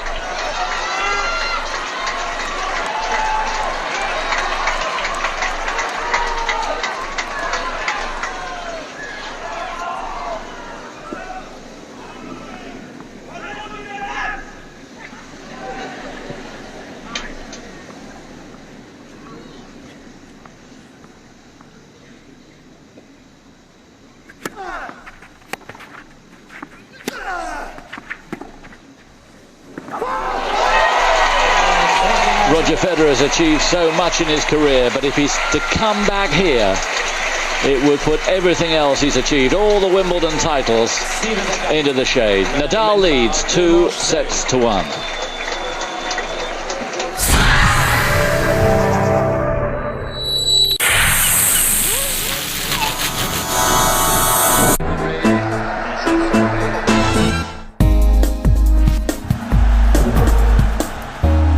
With Lacoste.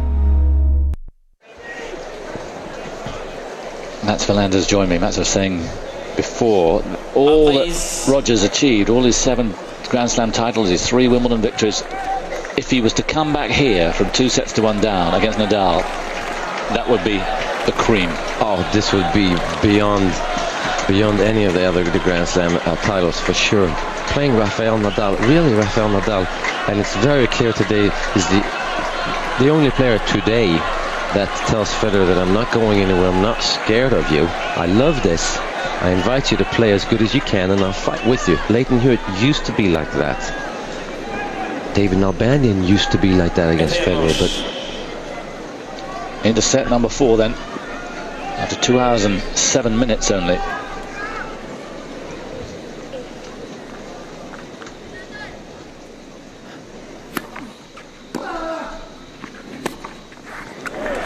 That's what he wants, quick points. He needs quick points, he needs to be decisive, he needs to make up his mind and go for that shot.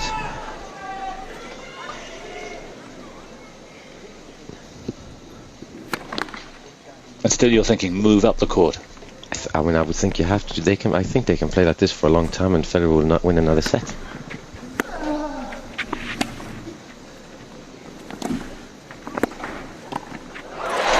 Federer which?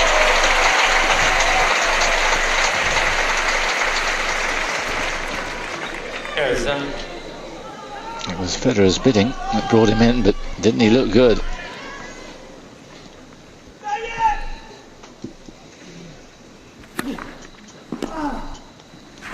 It was a super slice, even for Federer. That was a difficult shot, but now he cannot come back from a breakdown, surely. No, that would maybe be too much. That's amazing hands again by Nadal. A little chip back, and it's something that most players with 2 hands don't have.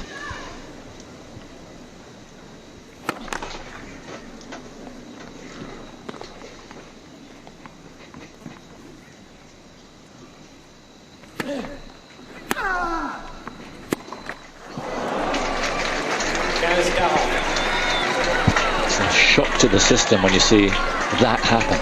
It really is. It's just Just pressing a little too hard without enough determination. And he's kind of wishing that that forehand is going to go in rather than knowing.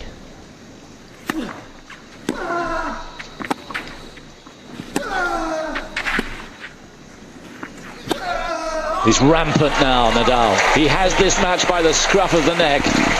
And after beginning a lesson in the first set, it's Nadal making all the moves. And Federer is on the ropes. And I really think that Nadal is such a smart player that he realizes immediately after the first set, or the first half an hour, that Federer is playing above his own level, which means he played unbelievable. But Nadal knows maybe it's going to work today for you, but it's not going to work every time. So I'm going to take my chances, stay with you, hang around, be a little more aggressive, make Federer come up with a shot rather than invite him to set the ball up for him. So it's a matter of looking at your opponent again. Really is. And Nadal looks. His tennis is played on the other side of the net. He's only playing to beat the guy on the other side of the net, whoever it is.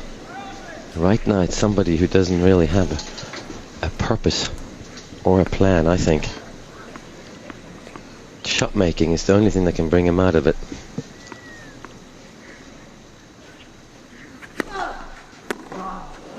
He had it for the first half an hour. It was simply sublime. But it looks a million miles away from happening again. It really does. And that first half an hour is the Federer that we see all the time, that we love to see, and that we love to see win because it's so beautiful to watch. And it becomes painful. And he's ripping those aces now. That's his third.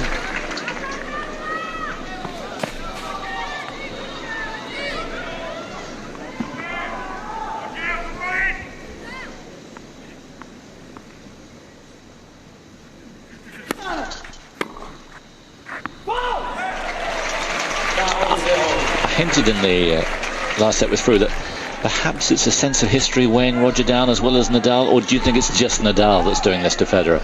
No, I think it's just Nadal. It really is. I think Federer knows that he can't nail the last nail in the coffin with Nadal because he comes out all the time. Whereas Nadal is so good at that, and he's done it so many times now that it's just step by step, whereas with Federer you feel like he wants to finish the match the first hour. He virtually had. Now look at it. That's not a good scoreline if we take the first set away. No. Because really the match only started after the first set. He's won just 5 games since that first set.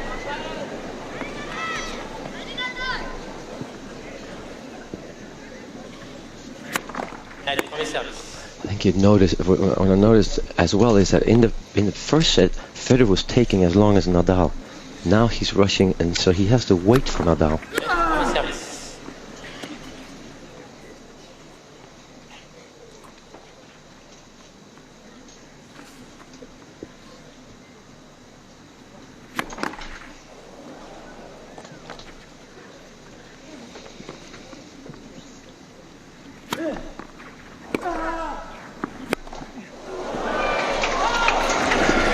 This is rather like the Federer that started off against Nalbandian. Yes, it is, and there's not much wind today, but it's a little harder, of course, because Nadal puts so much spin on his balls. But this is very confusing for Federer right now.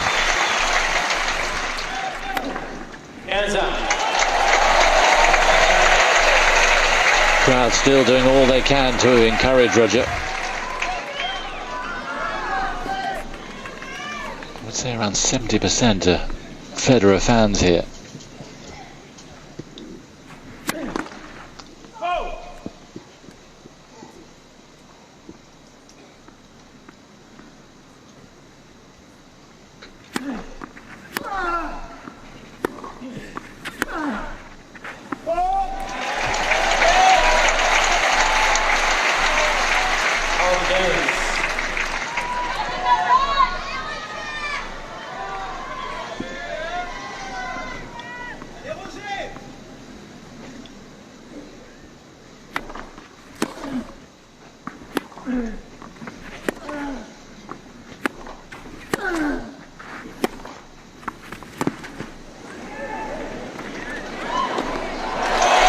needs to be that good. Terrific forehand. Maybe the feel of that will give him something. Yeah, well played point there. He really needs to take charge. This is maybe a little casual, but well, he can do it.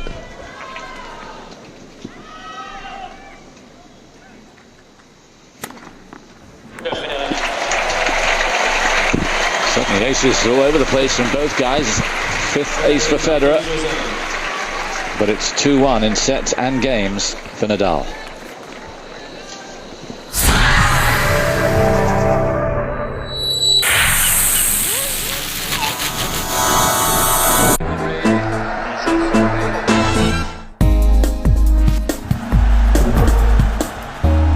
With Lacoste. During the change round, Matt's picked something on the stats. 75% points won at the net by Federer. And you think that's not necessarily good news for Roger? No, well, it means that he's definitely not coming in on the wrong ball, but it means he's not coming in enough. 75% is underdoing it. He needs to be at 60%. It sounds like it should be at 100. No, then it's enough with 60-40, as we all know. Then you're going to win the match. 75 means it's not a tactics. It's just, it's part of what Federer does, and it's not enough. The rest has to be winners, because Nadal's unforced errors are not going to be that high. And if he plays like he did in the first set, Federer, then everything is okay, but that's nearly impossible. Again, he gets that slice. And I'm very surprised that we haven't seen him slice a backhand off the Nadal second serve once the whole match and see what happens.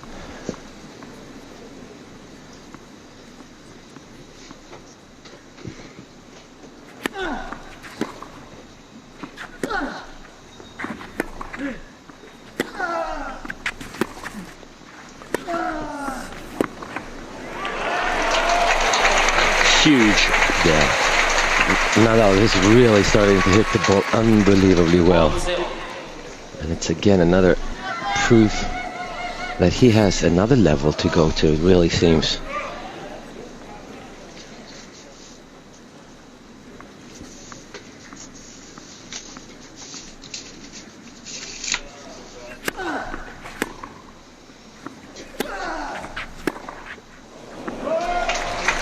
And this, I guess it was inevitable. This is the best that we've seen Nadal this fortnight. Definitely the best. Maybe even more focused too. He always looks so focused, but there's a determination to give himself the best chance to win every point that's not always there.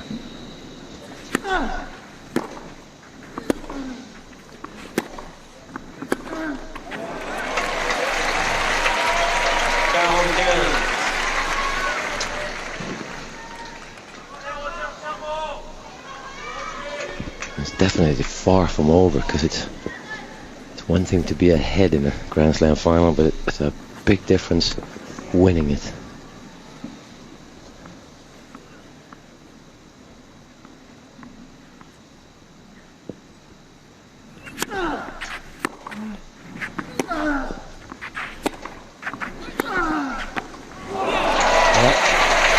He did try and come in there. The shot making for once wasn't up to it, but the tactic may have been okay.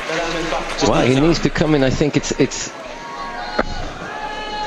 unfortunately that's about 6-7 feet too short and a little too far in the middle. If you're going to take away the angle from Nadal, you have to make sure you get it to his backhand side at least.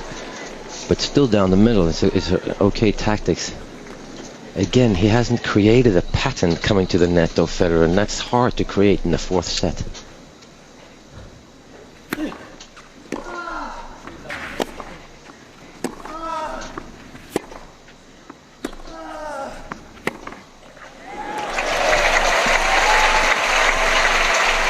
They also know that Federer always comes out playing more aggressively once he's down.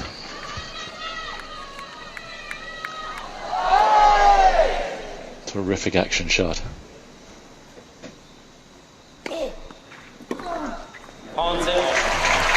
Huge kicker.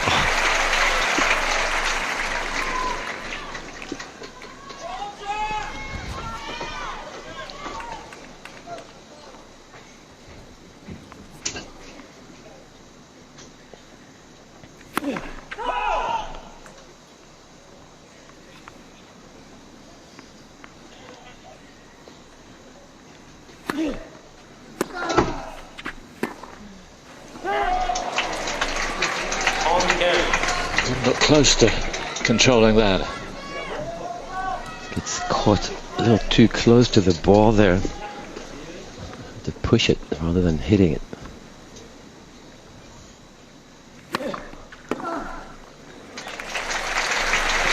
But he's serving very well at the moment.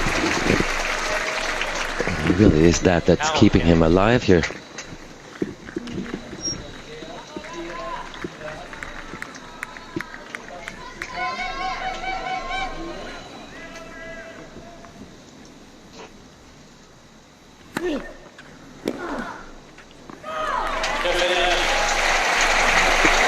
Yeah, first serve percentage up to 80% in this set, but it's 3-2 Nadal.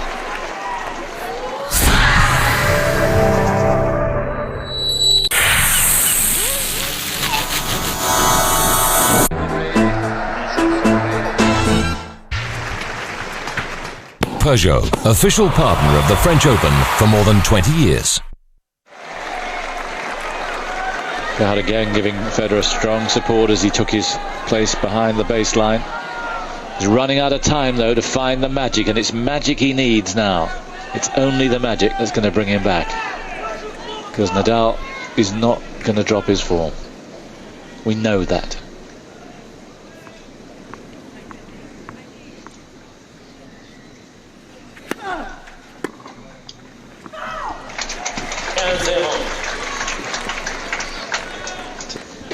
Nice and good, smart serve by Nadal again. He's determined to break that backhand down of Federer's. He's doing a pretty good job right now.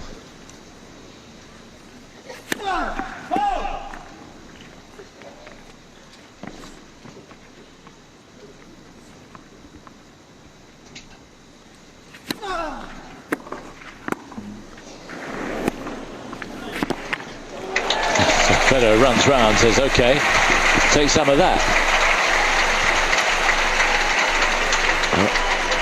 It's so difficult for Federer to execute it, go for a game plan that he's not comfortable when he can hit shots like he can. I think that's why it looks easy from the sideline. But he has all the shots, and why not rely on your shot making?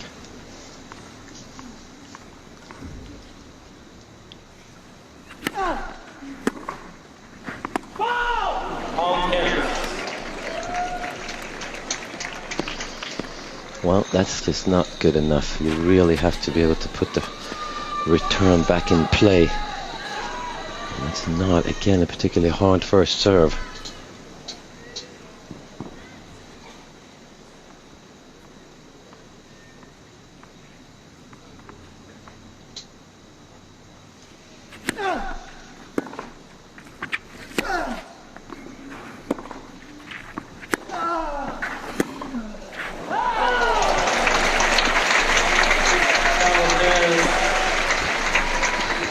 Not getting better for Federer. I really would like to see the fighter in Federer come out of that body right now.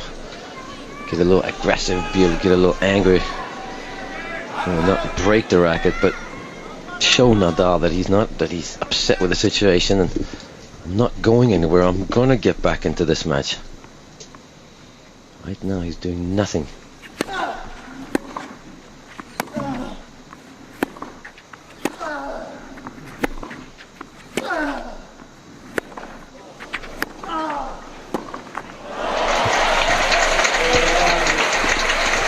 No pressure on Nadal now.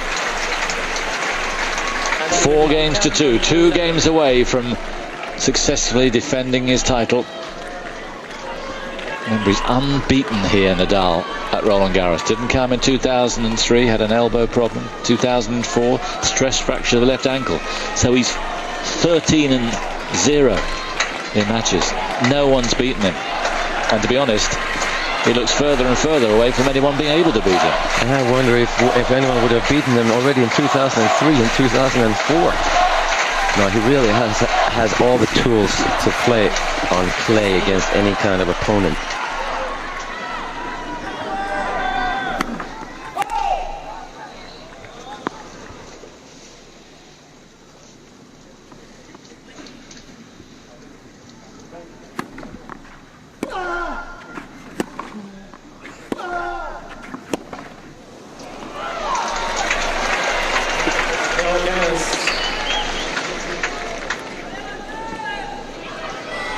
may be missing out on history being made here with Federer completing the set, but maybe this is the start of a dynasty of Nadal at the French Open.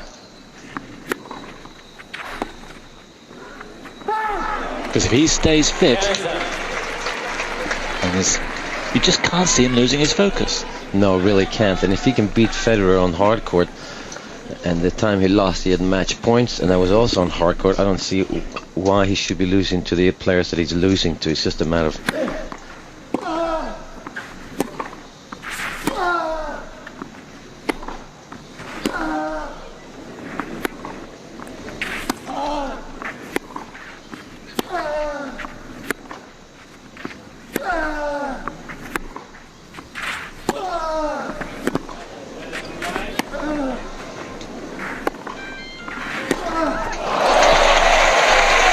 Fight from Federer.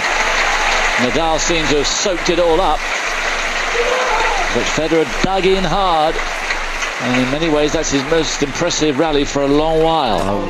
Really, the fighter came out here. I just have to let Nadal know that I'm going to be here, and hope that Nadal of course has nerves to deal with as well.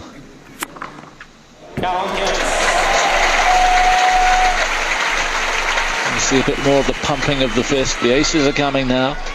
Sixth ace, 3 of them in this set.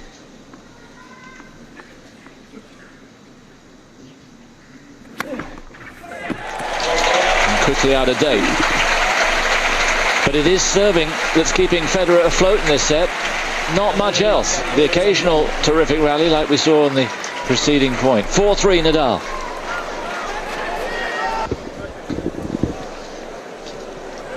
4-3. Nadal gearing himself up for one last effort. He just needs to be as strong as he has been. There's been no sign in his career that he'll be daunted by what he's about to achieve. Not at all. He's a really good front runner, and he's able to deal with the... Well, he says there is no pressure because he doesn't feel any pressure from the outside. He puts pressure on himself, and it's just the purpose about Nadal's behavior right now. I see him with the ice towel around his neck and eating bananas, and Federer is just sitting there in that changeover. Again, that stat shows you what Nadal's about. 7 unforced errors after the first set against Federer. And that's saying, I'm going to come and beat me if you can. If you can keep that level up, then you're too good today. But he knows that the chances are very slim. But still has to hold serve twice here.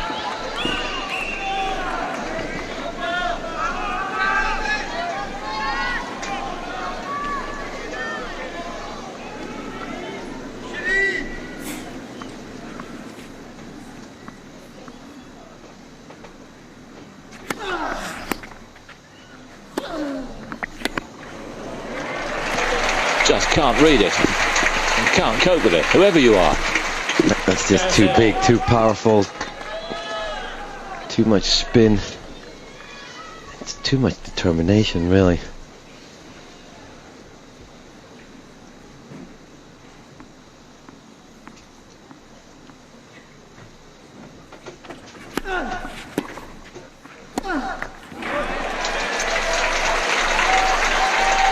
Getting quite excited whenever Nadal makes a mistake. And he's got to forget that. They'll cheer him to the rafters when he wins, if he wins.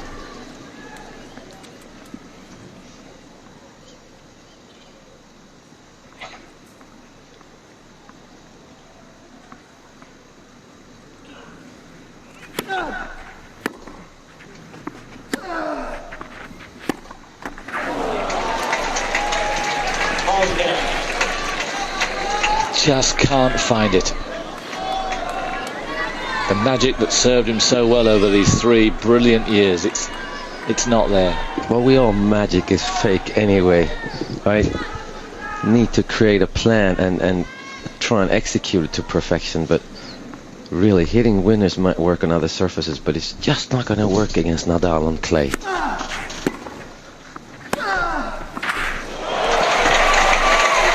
not sure anything is going to work against Nadal on clay, to be honest. You gotta give yourself the best chance to win, but you know, maybe this is the best chance to win, and it's still so far away.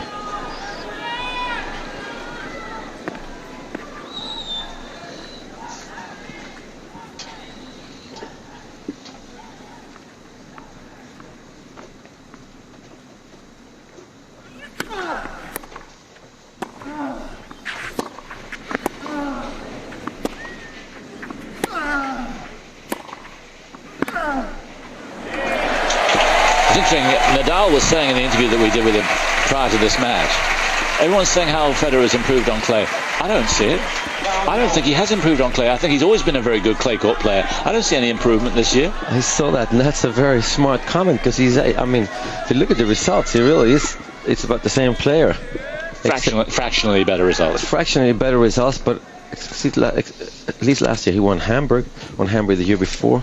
They didn't win the clay court tournament this year, mainly because of this man, Nadal.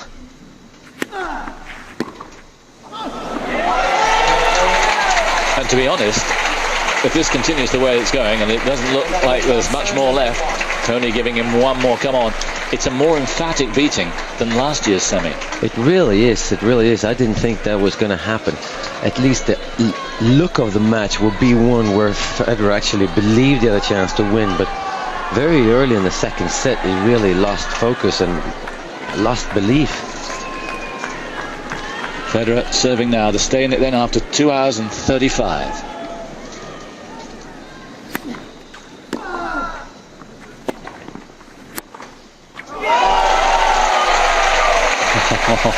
And does he want to finish with a flourish? Oh yes. Oh, there's nothing better than breaking home a Grand Slam final rather than having to serve it out.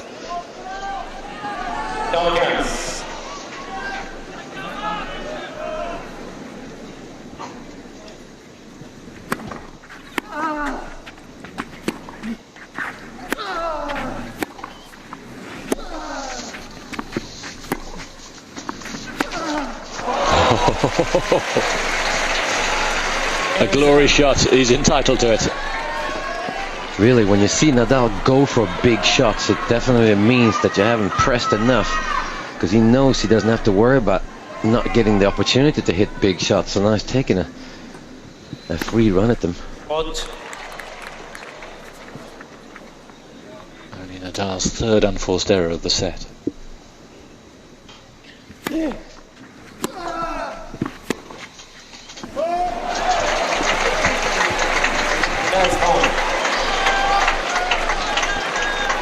It has been a subdued performance from Federer. Started out with such hope and such skill, but he's been battered. And he hasn't got a lot more to give, it seems.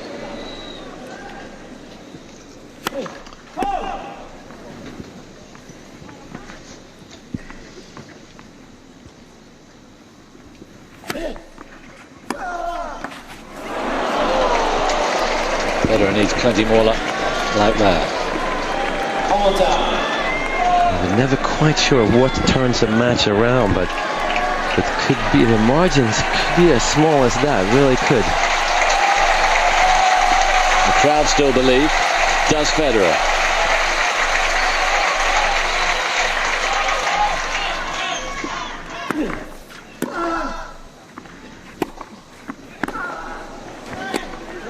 Yes! Isn't that good to see? Tony Nadal applauding one of Federer's best shots. That is class. That is so much class, and it's not in the beginning of the first set. It's 2 points away from winning the French Open, and the opponent of his student hits a good shot. That's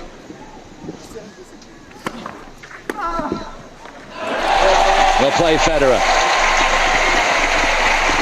First time we've said that for some time. Spain holds its breath right now.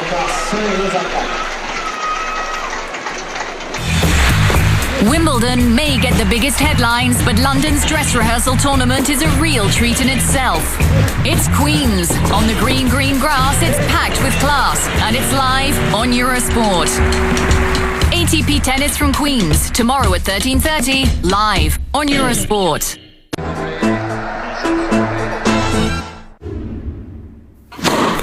BNP Paribas, official sponsor of Roland Garros.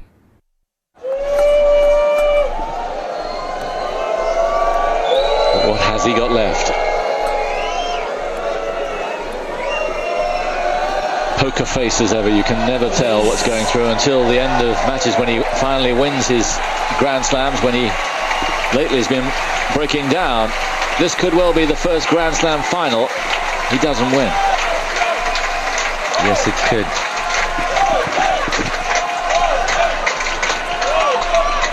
And I hope to see many more of these Grand Slam finals between these two players, preferably on the other three surfaces as well. Bet you Federer can't wait to play Nadal at Wimbledon. And this is Nadal serving for his second title in Paris.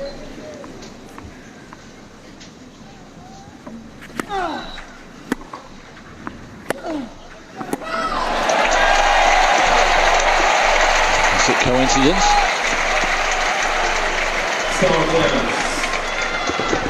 Well, there's been 5 coincidences in this set. I'm not sure. Seemed a little loose, like he went for a shot that he really usually doesn't go for.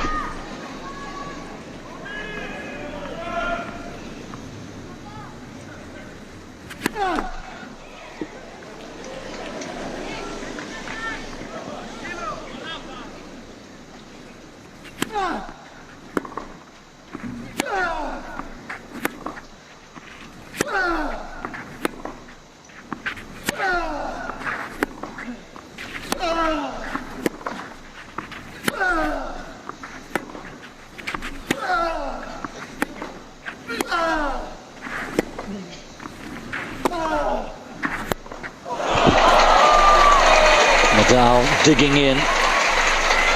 He knows it won't be handed to him.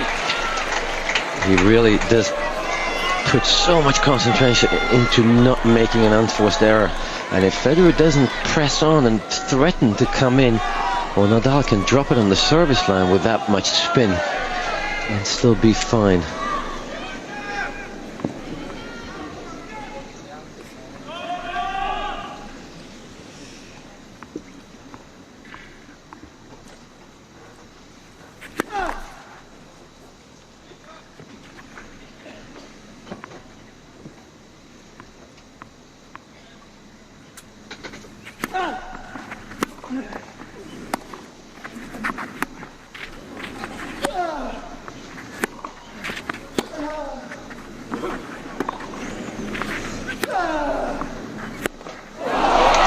Roger.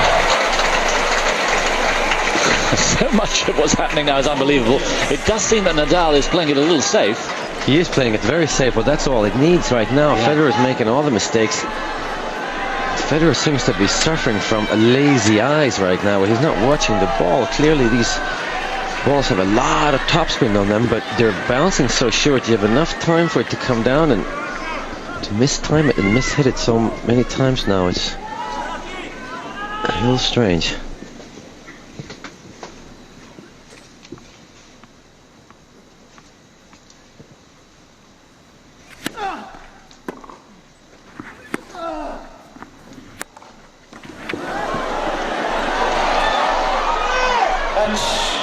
No, Nadal touched the net. And boy, did Federer get lucky there. No acknowledgement yet, but I'm sure there will be.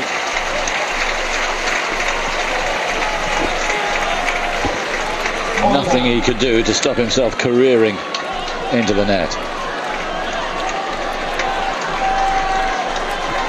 Yes, just saw a hand go up from Federer, apologising, recognising his luck, but just you can see his foot just got into the net there and the point was over.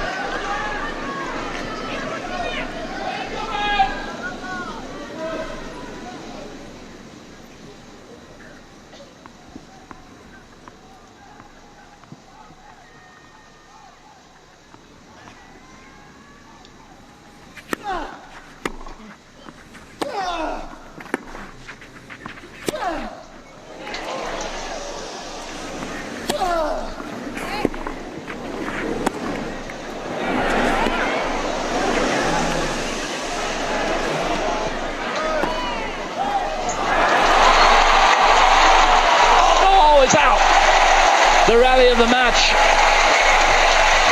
And Federer digging deeper than ever before there. Unbelievable foot speed by Roger Federer. This was actually the easiest of them all. And then Nadal comes back with this gift. That's an incredible gift. What a great rally. Many of the crowd on their feet applauding.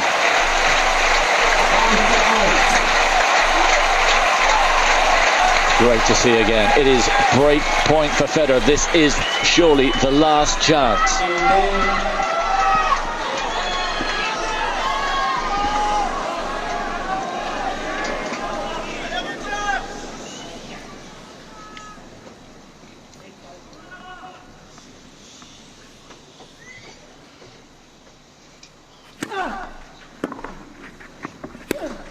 Missed it.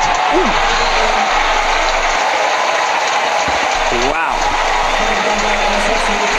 You wouldn't have picked that in a million years. Not in a million years. And of course, Federer was unbelievably lucky to win that game with that frame forehand hit the top of the net. But that's an unusual rushed, unforced error by Nadal. It's not over. There was a look up into his player's box there by Federer. But I'm not sure it was a, wow, I'm back, or I can't believe I'm still here.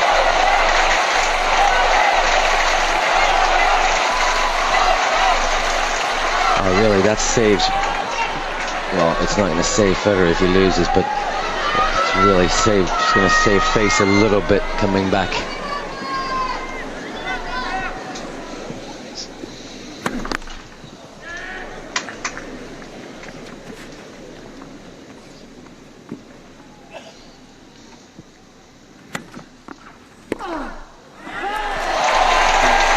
And the crowd may play a part here in rousing Roger Federer to find that magic that he needs. Nadal's let him in.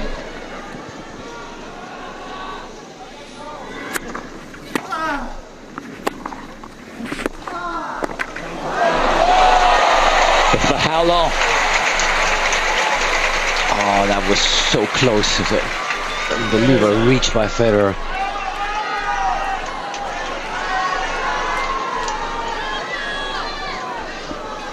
Nadal out there is so strong, always makes you stretch that little bit of extra. Now it's called wide. These guys are so sporty that they don't even want the umpire to get out of his chair.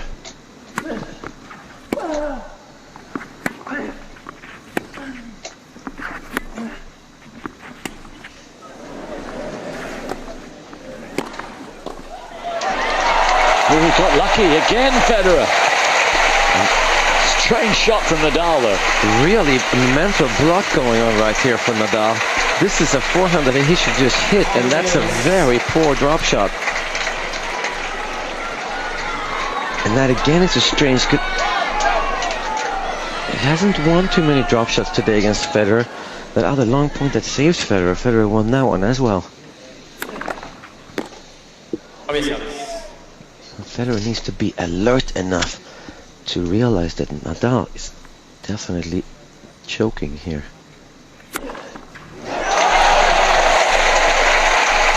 So much of what we've seen this afternoon has been unexpected, but Nadal being less than himself in the crisis, that takes the biscuit. Yes, it really does. I never thought we'd see that. 5 aces in the set for Federer.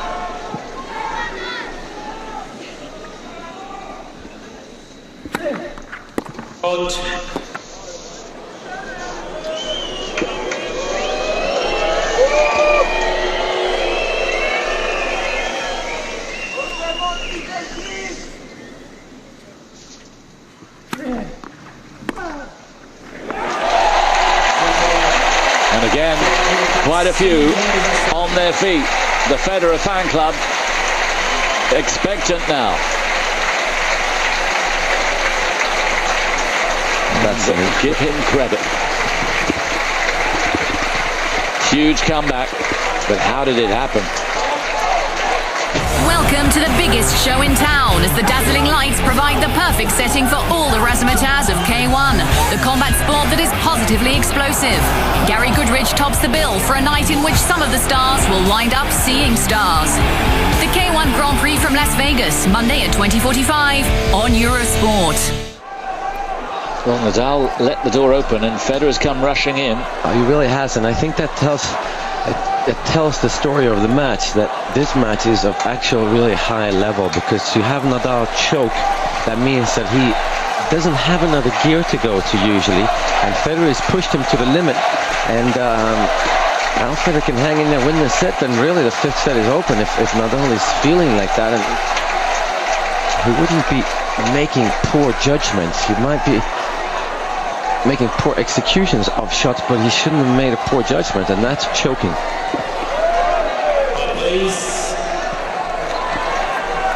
It would be harsh if I said it, but coming from you, we'll take it. And you see it in him. I see it as, well, a drop shot. I mean, that's just not a smart play at all. No. Especially against Federer, especially as they just played a point like that 2 points before. So there's no pattern of him winning drop shots. So Nadal, 8 minutes after serving for the title, now serves to stay in the set. This is a really big chance for Federer at this game. Don't want to get to a tiebreaker.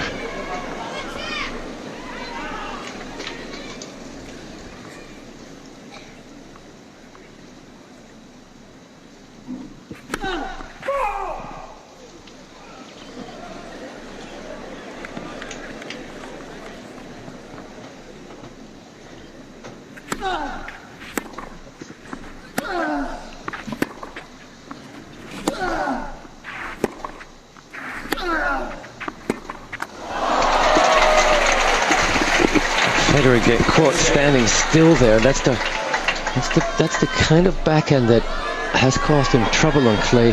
On hard courts, it's such an even bounce, and he times it so beautifully. But on clay, if there's a little bit of a bad bounce, he's going to mishit it and not get enough power on it, just like that.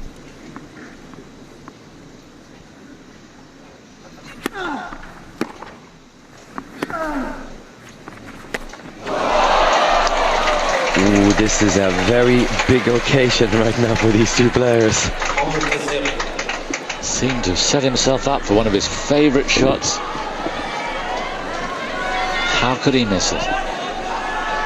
It doesn't matter how much you practice that shot in practice. If you haven't been in this situation before, you're bound to do that. But Federer has been in this situation before.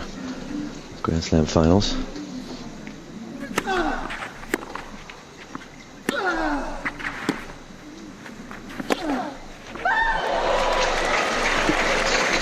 So many errors now coming from the Nadal racket.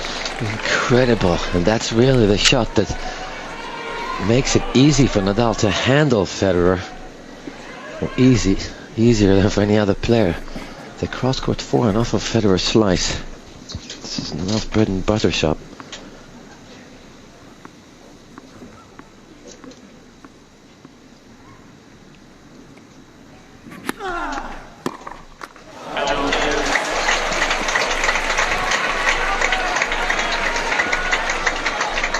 Just at the moment, tension seems to be ruling the day. Neither player playing particularly well. And I think there's going to be a history between these two players. Hopefully they're going to play a lot of matches, and I think they would always play close matches. If one player plays well, the other one will bring his level up if they both play bad at the same time.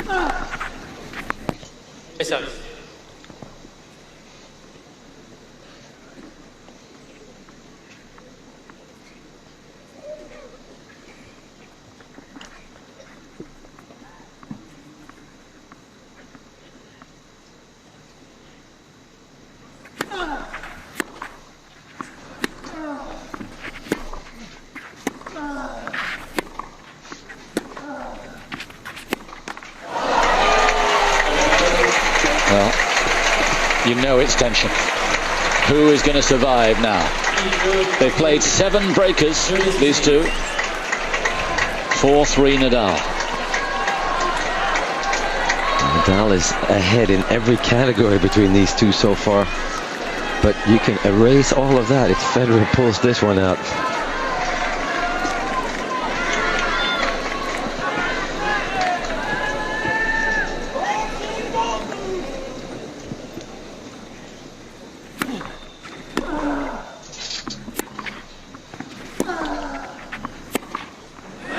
Super.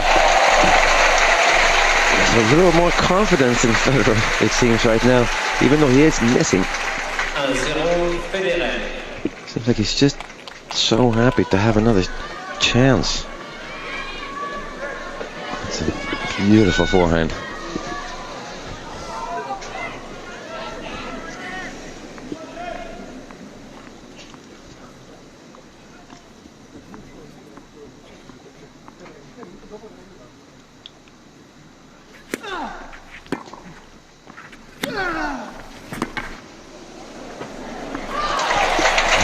Nadal making sure that wasn't coming back. That's such a heavy forehand that he hits again. A little too short by Federer on off that serve. Off the backhand return.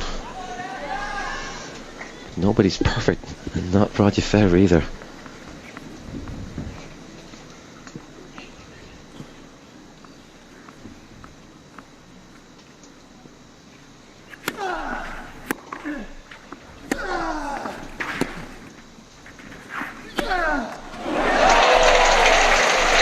Another error on the forehand.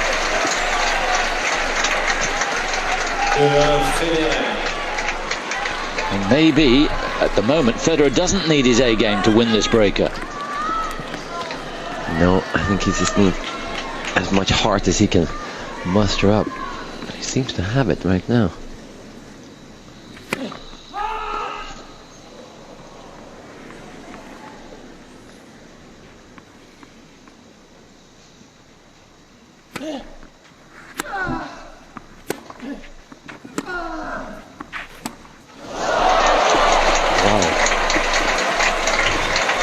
Sick to his shoes.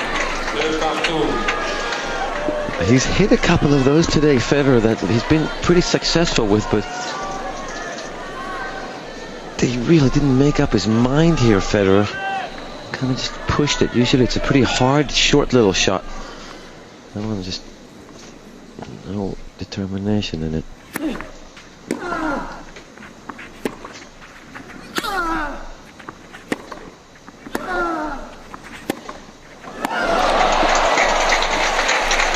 Well, just squeezing home there. Desperate defense. Seemed to let that forehand fly a little bit more, have less topspin on it than it usually does. And we saw that in Rome as well, when the 2 match points there. He missed 2 forehands.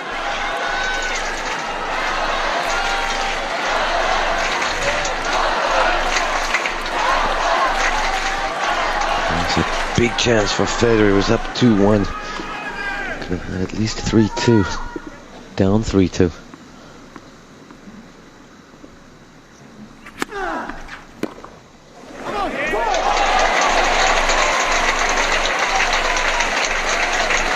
Nadal again inching his way towards the title. But how is he feeling at this changeover? Well, we knew at that 5-4 game, we know how he's feeling. Oh, he's determined to not let this match go any further. At the same time, he also knows that he's still 60-40 winning in the 5th set, I think. He's been in control apart from that first set. And again, Federer at 2-1 in the breaker. Really would have liked to see him make sure that Nadal saw him pump his fist. Make sure that Nadal knows that I'm here. I'm not going anywhere. Instead, Federer played 3 pretty mediocre points and really is back in that mode where he doesn't think he can win.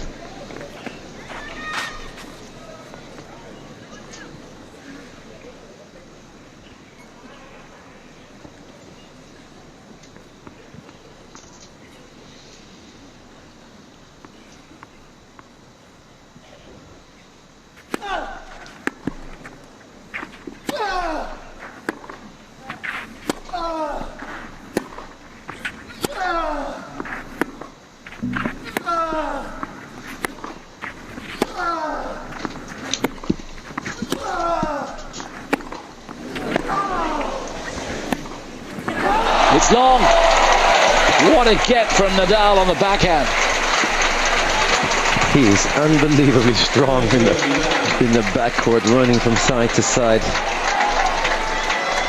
Anyone else in the world, that was surely a point winner. 2-5.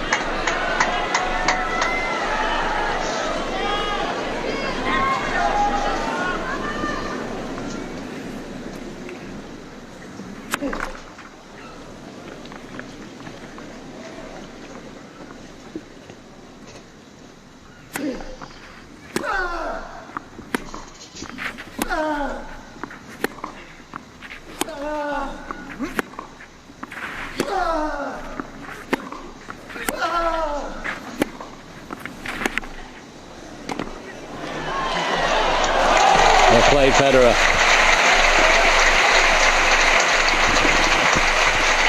Oh, again, Federer being the aggressive player when he trails. That's a very nice looking backhand volley. And a good point. I need a couple more of those.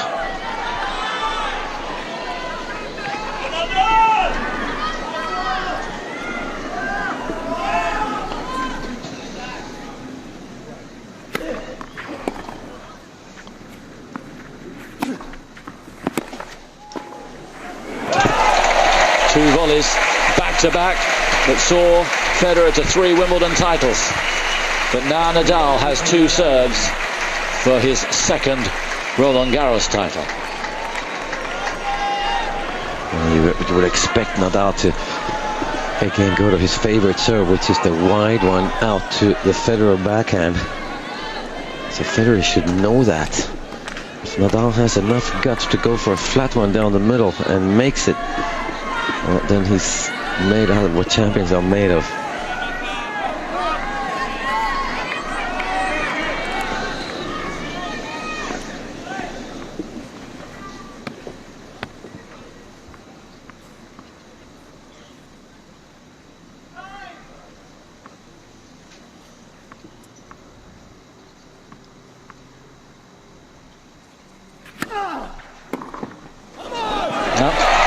It was the bread and butter serve and it did the trick. And here are 2 championship points for Rafa Nadal.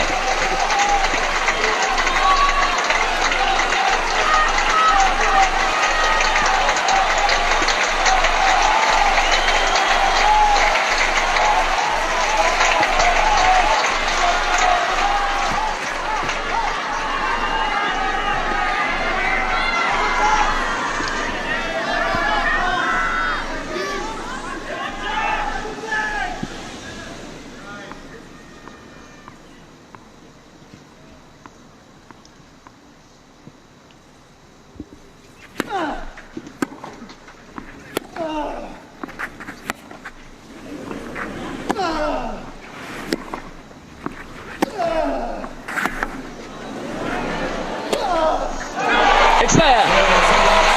There'll be no history today for Federer. Nadal wins his 2nd French Open title.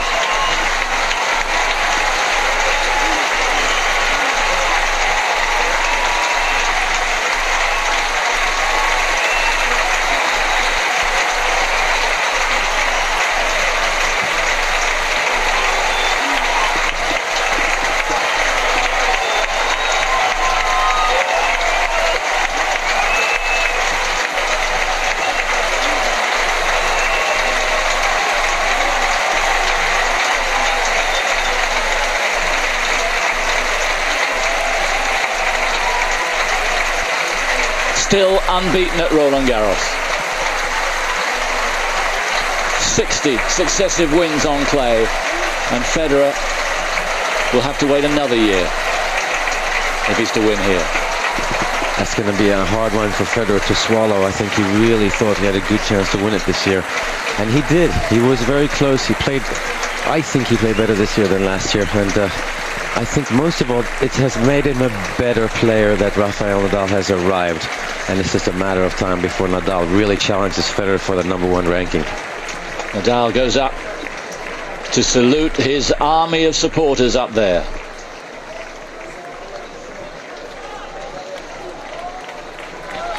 Just wonderful scenes.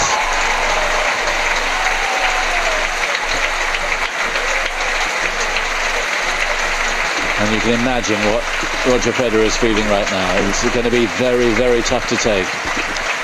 I think he's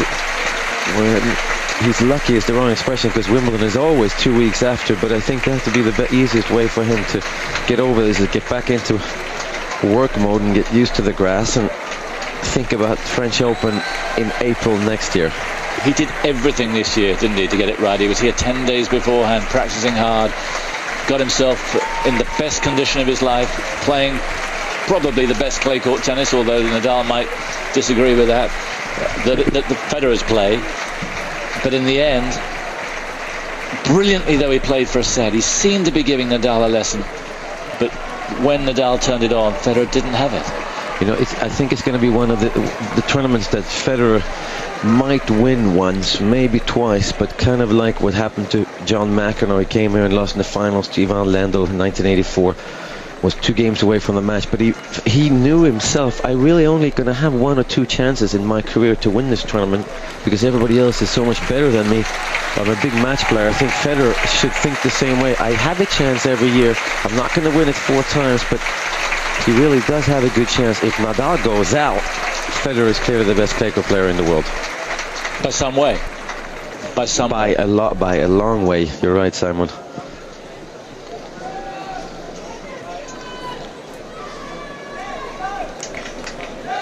Well, it's been a good final, not a great one, but so many twists and turns along the way, and it never would have predicted Nadal, as you said, choking, and Federer coming back and taking it into a breaker in the 4th set. So it was compelling viewing, and a good finish to the tournament, which just in the last few days didn't quite have what we thought it might have. 3 hours and 2 minutes, finally. Too many unforced errors from Federer, that's for sure. And there's the moment of triumph for Rafa. I think what we saw today is what we're most probably going to see every time Nadal and these two face each other. It's a grueling match. It's a mental battle more than a physical battle. And somebody does play really well. It's 6-1 for the one. The other one plays well. It's 6-1 for the other one. There's the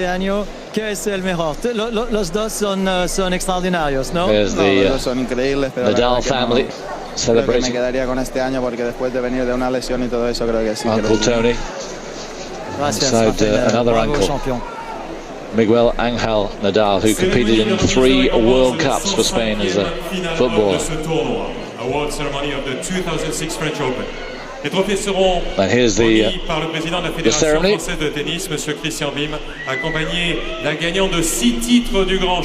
And the celebrity presenter, Stefan Edberg. And great to see Stefan out here. We don't often see him at tennis.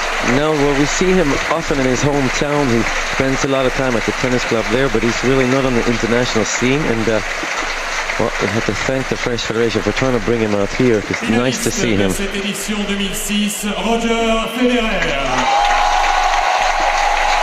Federer advances further than ever before in his 8th Roland Garros, but comes up 1 short.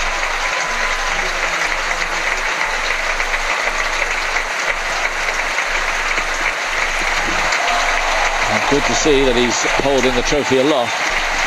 That is good to see. I really hope this loss hurts him, though, emotionally, and that he really decides that I'm not quitting trying to win the French Open. This means too much for me. Son 2e titre du Grand Chelem, son 2e titre ici à Roland Garros, Rafael Nadal. 20, just 8 days ago, and now a double champion here at Roland Garros.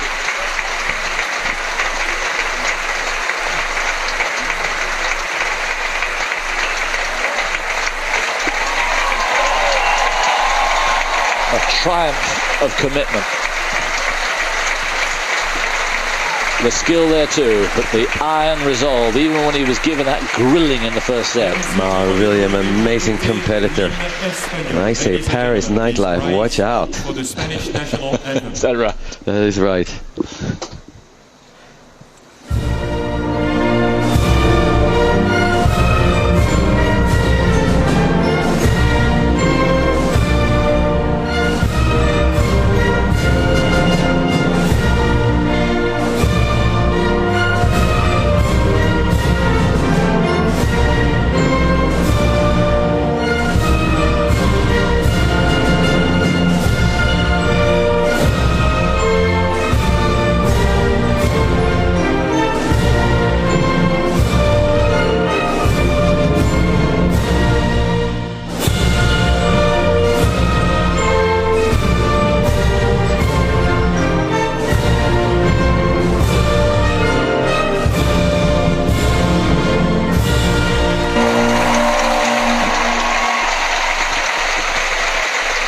emotional moments for a man who gave absolutely everything. We thought it might be 5 hours, it was 3 hours, but it was so exhausting.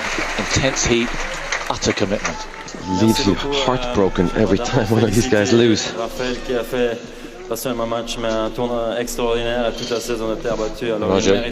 saying, I really want to congratulate Rafa. He played a really good match. He really is so good on clay. He deserved to win the tournament.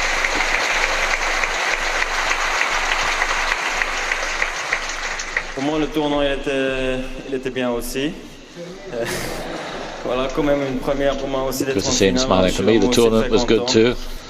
First time I've been in the final, so I'm happy with that. Although it's not necessarily a good thing that I wasn't able to win it, but I'll be back next year trying to win it. J'aimerais remercier mon groupe qui est ici depuis 3 semaines, qui m'a soutenu tout le long de la quinzaine. Federer thanking his group who've been here for 3 weeks. I said over a week here in preparation. And, thanking everyone here, saying see you next year, and we hope we see him on the 3rd Sunday again next year. Yeah, we have such a class act, Roger Federer. Buenas tardes. Primero me gustaría también felicitar a Roger, no solo por esta final, que la verdad que es el rival más increíble que me he enfrentado en mi vida. Nadal saying he wants to congratulate Roger. La verdad que saying it was an incredible moment in my life. De la historia, nunca había visto a un jugador tan completo desde que yo he nacido. Nadal saying Federer is the best player in history. No other player has been as complete before. And I can only have words of encouragement for Roger for everything he's done in the last couple of years.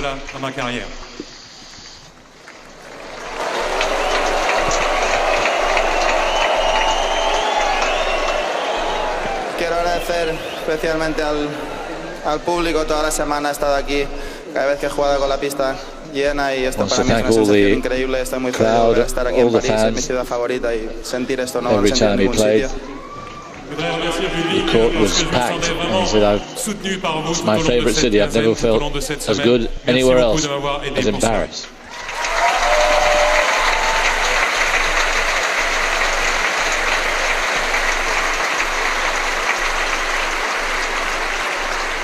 Agradecer a toda mi familia, especialmente a mi tío Tony, mi padre, mi madre, que he pasado momentos difíciles a principio de año y nunca me hubiese podido imaginar estar aquí, y la verdad que gracias a todos. Difficult moments at the beginning of the season when he was injured, but difficult moments at the beginning of the season when he was injured, but they were always behind me, and thanks for being there for me.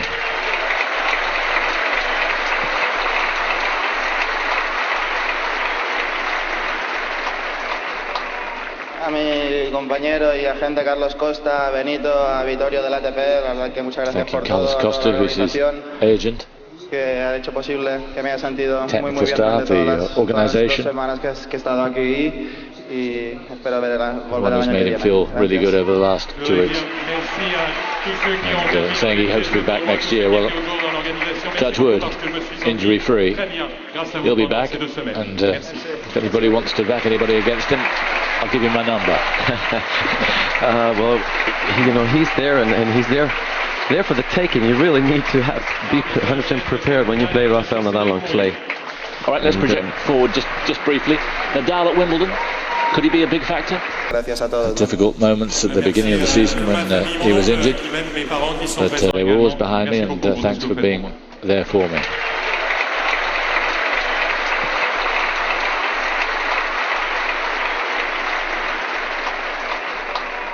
A mi compañero y agente Carlos Costa, a Benito, a Vittorio del ATP, la verdad que muchas gracias por todo, Costa, la organización, agent, que ha hecho posible que me haya sentido muy bien staff, durante todas las 2 semanas que he estado aquí, y espero volver al año que viene. Feel really good over the last 2 weeks. And, saying he hopes to be back next year. Well, touch wood, injury free. He'll be back, and if anybody wants to back anybody against him, I'll give you my number. Well, you know, he's there, and he's there for the taking. You really need to be 100% prepared when you play Rafael Nadal on clay. All right, let's project forward just briefly. Nadal at Wimbledon, could he be a big factor? Well, I think that if he plays like this, no, but we still haven't seen him really pressed in a clay court match. And when he is pressed, he does serve and volley sometimes. He becomes a little more aggressive. So maybe when his back is up against the wall, he has to be aggressive. He's got the hands, he's got the feet, he's got the reach. No reason not to. Okay, my thanks to everyone who's been with us this past fortnight, to Chris Bowers, to David Mercer, Chris Bradnam, Joe Jury, Fru McMillan, and yourself, Matt. Thanks for all your contributions. It's been a pleasure working with you, and hope for many more of the same. Our congratulations to Rafa Nadal, a double champion here. We move to the grass. We'll be at Queen's tomorrow. Hope you'll be able to join us then. But for now, from Paris, goodbye.